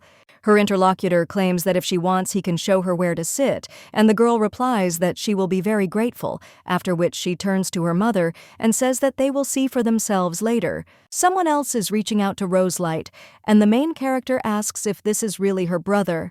The guy claims that he wants to ask her something and wonders if this thing belongs to her by any chance. The girl asks what kind it is, and the guy replies that he is talking about a toy because he remembers that he already saw a similar one in her room. Rosalita is then horrified and claims that it really does belong to me, after which the girl even asks where she was. Her interlocutor claims that when he got out of the carriage, he noticed her nearby and thought that the girl might have dropped it, so he took the toy with him. But he thinks that now she will only interfere with the lady, so should he keep her for now? But the lady at that moment screams that no, and she will take her. She loved this toy too much, so she will feel calmer if she has a boyfriend, after which she says, okay, and wishes her sister a successful blessing ceremony, to which she thanks him, and says that they will see each other again. The girl immediately turns to Bip and asks what that little bastard is doing there, but when he makes a couple of sounds, the girl asks if he's really tired of her always going out to have fun alone. The lady also asks what kind of words these are and did she teach her this. Bip claims that she betrayed Rice, and the main character wonders if he has really gone crazy. The girl also wonders what is wrong with them. Is he really having a growth spurt? Beep. This is a creature created by her divine power, so if it is noticed, she may have problems. Before the ceremony begins, you need to find a place to hide it, but at that moment, someone else notices something. He wonders what it was. A little while later, the girl asks that the child who came into this world by God's will be protected, and let their child be born safely and also burn peacefully. Let him be kind and handsome, with a sharp mind and good physical data, and most importantly, let him be the best child for them who cannot be disliked. At this time, someone else addresses the high priest, and he answers Mikhail that the ritual is still ongoing, so let him be calm. The guy answers that he is calm, but that is not the main thing. He also asks the high priest if he felt something strange in the temple, since he had previously experienced the presence of a strange divine power. But at the same moment, someone else hits Mikhail and asks what kind of disrespect to the high priest is this, after which he tells this bastard to stay outside until the ceremony is over, and the guy leaves. But when he heads down the corridor, he notices something else strange. The main character realizes a little while later that the blessing ceremony is over, and it doesn't seem like the priests suspected anything lie down, and realize that she hid Bip in a hurry, but hopes that this place turned out to be good and no one saw him. However, when the lady goes around the corner, she realizes that she hid Bip poorly, and he was discovered. After this, the main character thinks that she will go crazy. A little while later, the priest walks through the yard and says that it is strange because it seemed to him that he felt the divine power emanating from this toy, but now he feels nothing. At the same moment, the main character screams at this guy, and he asks where the female voice came from in the forbidden zone of the servants of God. The girl takes her toy and apologizes but claims it is hers. The man claims that the toy was just lying behind a column, and the girl replies that she dropped it. Her interlocutor asks if it was she who had previously participated in the blessing ceremony, and the girl replies that it had already ended. After which, the man claims that he remembered, and the lady is the daughter of the Marquis of Derman, but he sees her for the first time. The guy claims that his name is Mikhail Campbell. He is a disciple of the high priest, after which the guy claims that he hopes the lady will remember. He also says that he sees the daughter of a noble family in person for the first time and asks if he can have her autograph. The main character replies that no and asks what it is. Her interlocutor says that it is sad and maybe she could leave something as a memory, but at the same moment someone else addresses these two. It turns out to be a prince, and the main character wonders what he is doing there. The priest immediately bows and says that he is glad to meet His Royal Highness, the Crown Prince Fuente. The man then wonders what the young lady is doing there. The blonde claims that after the blessing ceremony ended, he noticed her quickly leaving somewhere and wondered if the lady was looking for a meeting with this guy, and also in a forbidden zone for women in the temple, but the girl replies that she didn't even know about it. The lady also wonders how he could think such a thing about her. And then her interlocutor asks why she came there, and the girl says that it doesn't matter, Rosalita, you understand that she was able to fulfill her main goal, and that is to get Bip back. But this Rhodian called himself Mikhail. Even being only a disciple of the high priest, he has a very powerful spiritual force. People understand that this disciple is not so simple, and he can discern the presence of divine power in a large accumulation of ordinary human energy. So you have to be careful. As she heard before, the spiritual power on Rhodea is now in decline, so you have to remember that. The lady also turns to Fuente and asks if it is possible that he has been watching her from the side all this time so that she has never seen him. The guy answers that there is always some kind of disaster where there is a young lady, so she needs to be watched like a hawk. Rosalita wonders if it is she who is the cause of all the misfortunes, but her interlocutor tells her to remember the fish auction house in Chelanica, and also the incident in Dilama, which is the capital of the Ottoman Empire. The guy also asks if the lady has now understood the act. She replies that she has not answered and still thinks that this is just an unfortunate coincidence. Her interlocutor claims that he does not think that the lady can have any valid excuses. At this time, Bip begins to fall, after which he grabs the lady's hair.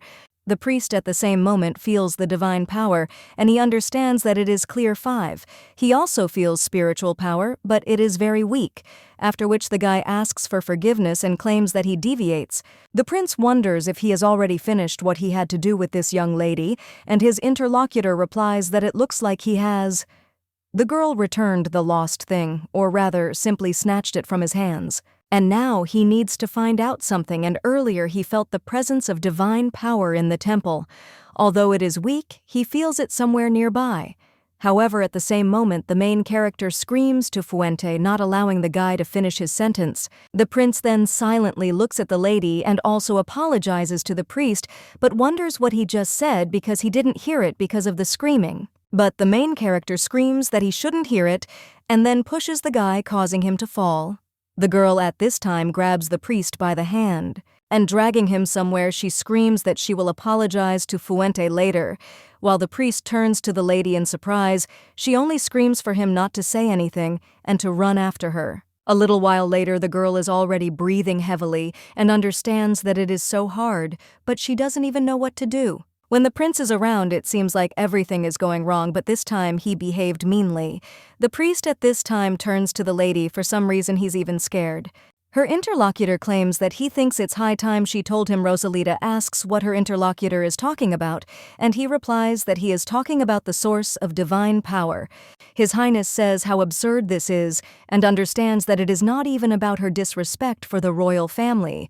On the contrary, he did not want her to be overly cautious towards him because of his status. Something else worries him, and the guy thinks whether it is possible that she was able to knock him off balance, who is one of the best swordsmen of the empire. Or he is stunned that it is the first time someone treats him like that, after which the guy smiles at him and also claims that the latter seems funny. Like a script of a romantic play, but even if she treats him inappropriately, it doesn't make him angry. And he didn't even have time to tell her about the play at that very moment. Someone else runs up to His Highness and screams at him. The prince asks what happened, and he asks if there was anyone there more besides him. In the hall, he felt a high concentration of spiritual power and followed its trail. The cardinal also cries out that recently he has been very puzzled by the fact that he has not met young people with outstanding spiritual strength for a long time, but with such spiritual strength that he discovered today one can even contact the gods. The prince then says that it is clear and thinks that he will not mention the young lady. He also says that he saw a man, and by his clothes, he looks like a priest's apprentice. His interlocutor asks if he really means Mikhail, after which everyone tells him that this guy has a fairly powerful spiritual force, but not enough to establish a connection with the gods. And he is not very happy to serve in the temple, and the guy is interested in whether His Highness has heard of him. Michael Campbell is the second son of the Campbell family, where cardinals have been born for several generations in a row. The boy was born with great spiritual strength, and all the people expected him to become the next high priest. However, after the boy ran away from home because he didn't want to become a priest, his parents gave up on him. The cardinals joined forces to catch him. And then the details of how the cardinals took him to the temple 3 months after his escape became known to all the residents of Rhodeia. And the man claims that for this reason the item cannot belong to Mikhail, or His Highness is sure that he saw only him. The blonde wonders if he doubted the truth of his words, to which his interlocutor replies that in no case, and since this is a globally important issue, he treats it with meticulous attention. In this case, the blonde claims that the hose will try to resolve this issue, and so he will dispel both his and his doubts. The cardinal wonders if he really wants to meet Mikhail in person, but the man only remains silent. Mikhail at this time holds the lady's friend in his arms, and the main characters say that they have already managed to get along. The girl understands that he was so persistent, and why she told him about Bip. And surprisingly, these two quickly too, or after which the girl hopes that in the future they will never run into this guy again. Mikhail at this time turns to Bip and wonders if this lady brought him there. The man claims that this is the first time he has seen a creature with such powerful spiritual power, and it is possible that its power exceeds that of the high priest. The main character then thinks, okay, and when her interlocutor claims that Bip is so cute, she asks if he wants to stay with him. Then the main character immediately grabs Bip and asks what kind of nonsense this is because of course he can't. People claim that he is not his only friend.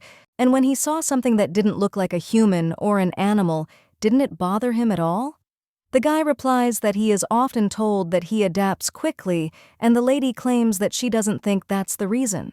Her interlocutor said that maybe it was because of his spiritual strength, because he felt complete trust in him, even though he had never seen him before, but as if he already knew him. The main character says that it is like this. And Mikhail claims that now he has become his friend, whom he wants to see as often as possible, and the guy asks if people can come with him to this temple every day. Rosalita screams that he will not appear there again. The girl also says that he has nothing to do there and she will not take him with her anymore, but the priest claims that this is strange because he thinks that he is against it. The main character asks what this is about. Her interlocutor suggests trying to have a heart-to-heart talk with this creature, and if she needs help with this, she can turn to him because as she sees this creature likes him much more than her. And he will also tell her that her friend probably likes to play. Mikhail also claims that he has satisfied his curiosity, so he leaves them alone, and when they meet again, let the lady say his name and not forget about the autograph. The main character looks at him a little surprised, and then turns to Bip and offers to talk when they get home. A little while later, the main character asks her interlocutor, does she really need to say this? But he just hits her with a hammer, after which the main characters say that it's good and she will take it seriously. The girl asks if he started this game just because he doesn't want to fight with her, and when he makes a sound, the lady sighs and also claims that he secretly followed her, and does he know that it could end badly? If this priest had not sworn by the flames of Jupiter that he would remain silent about him, they could have had problems.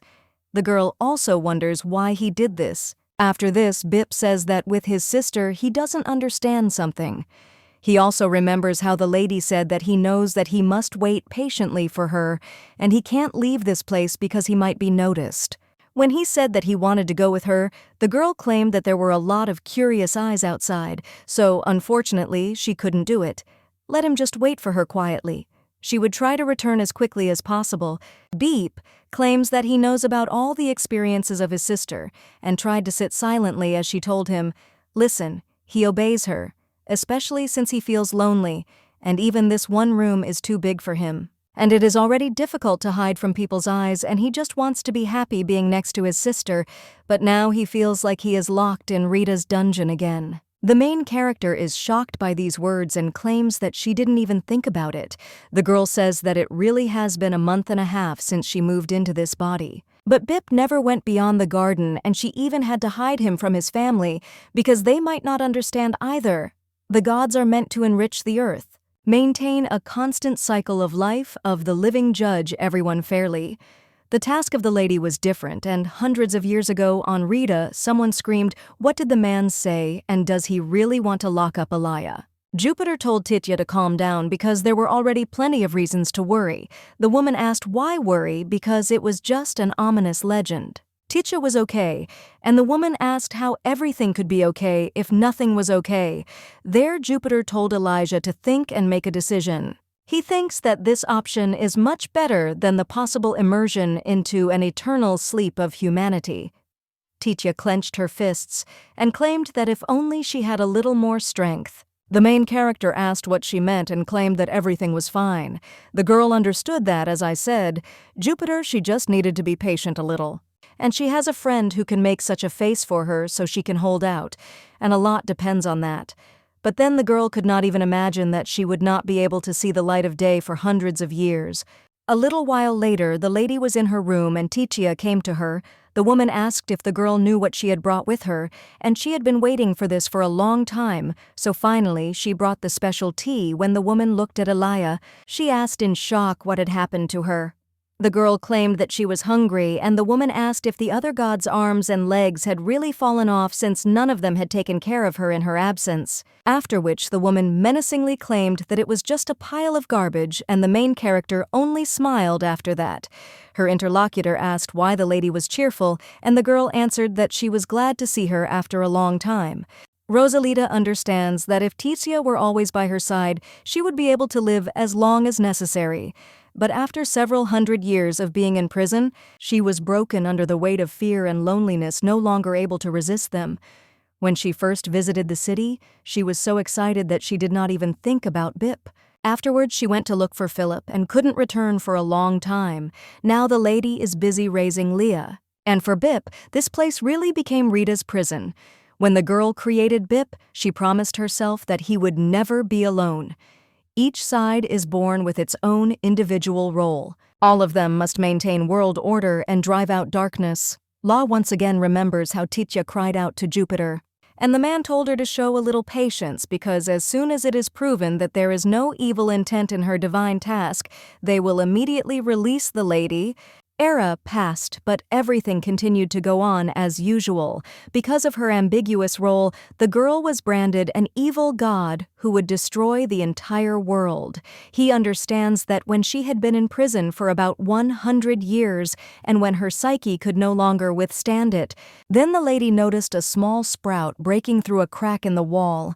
At that time, the lady did not know what kind of plant it could be and did not even think of trying to establish contact with it.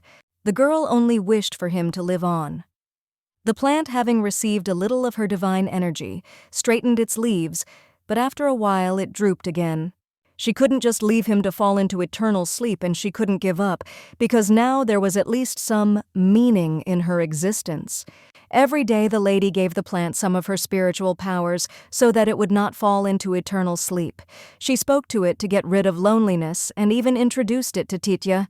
She was so happy to see an approving smile on her face, and so 80 years passed. The girl understood that now the plants looked completely healthy, and it was strange that after so much time it could not grow. But the main thing is that at least he is alive, and if it weren't for this sprout, she would have gone crazy. The girl also claimed that she should probably thank him. The lady also stated that she thought they should introduce themselves again, and stated that her name was Elijah, and then asked him what his name was. She also hoped that he would be able to answer today. After which the sprout squeaked and then climbed out of the wall and greeted his sister and claimed that his name was Beep. The plant asked how long she had been waiting for him, and he also wanted to see her as soon as possible. That day Bip gave his first voice and they could finally see each other. As long as she had her little friend, she was not afraid of anything.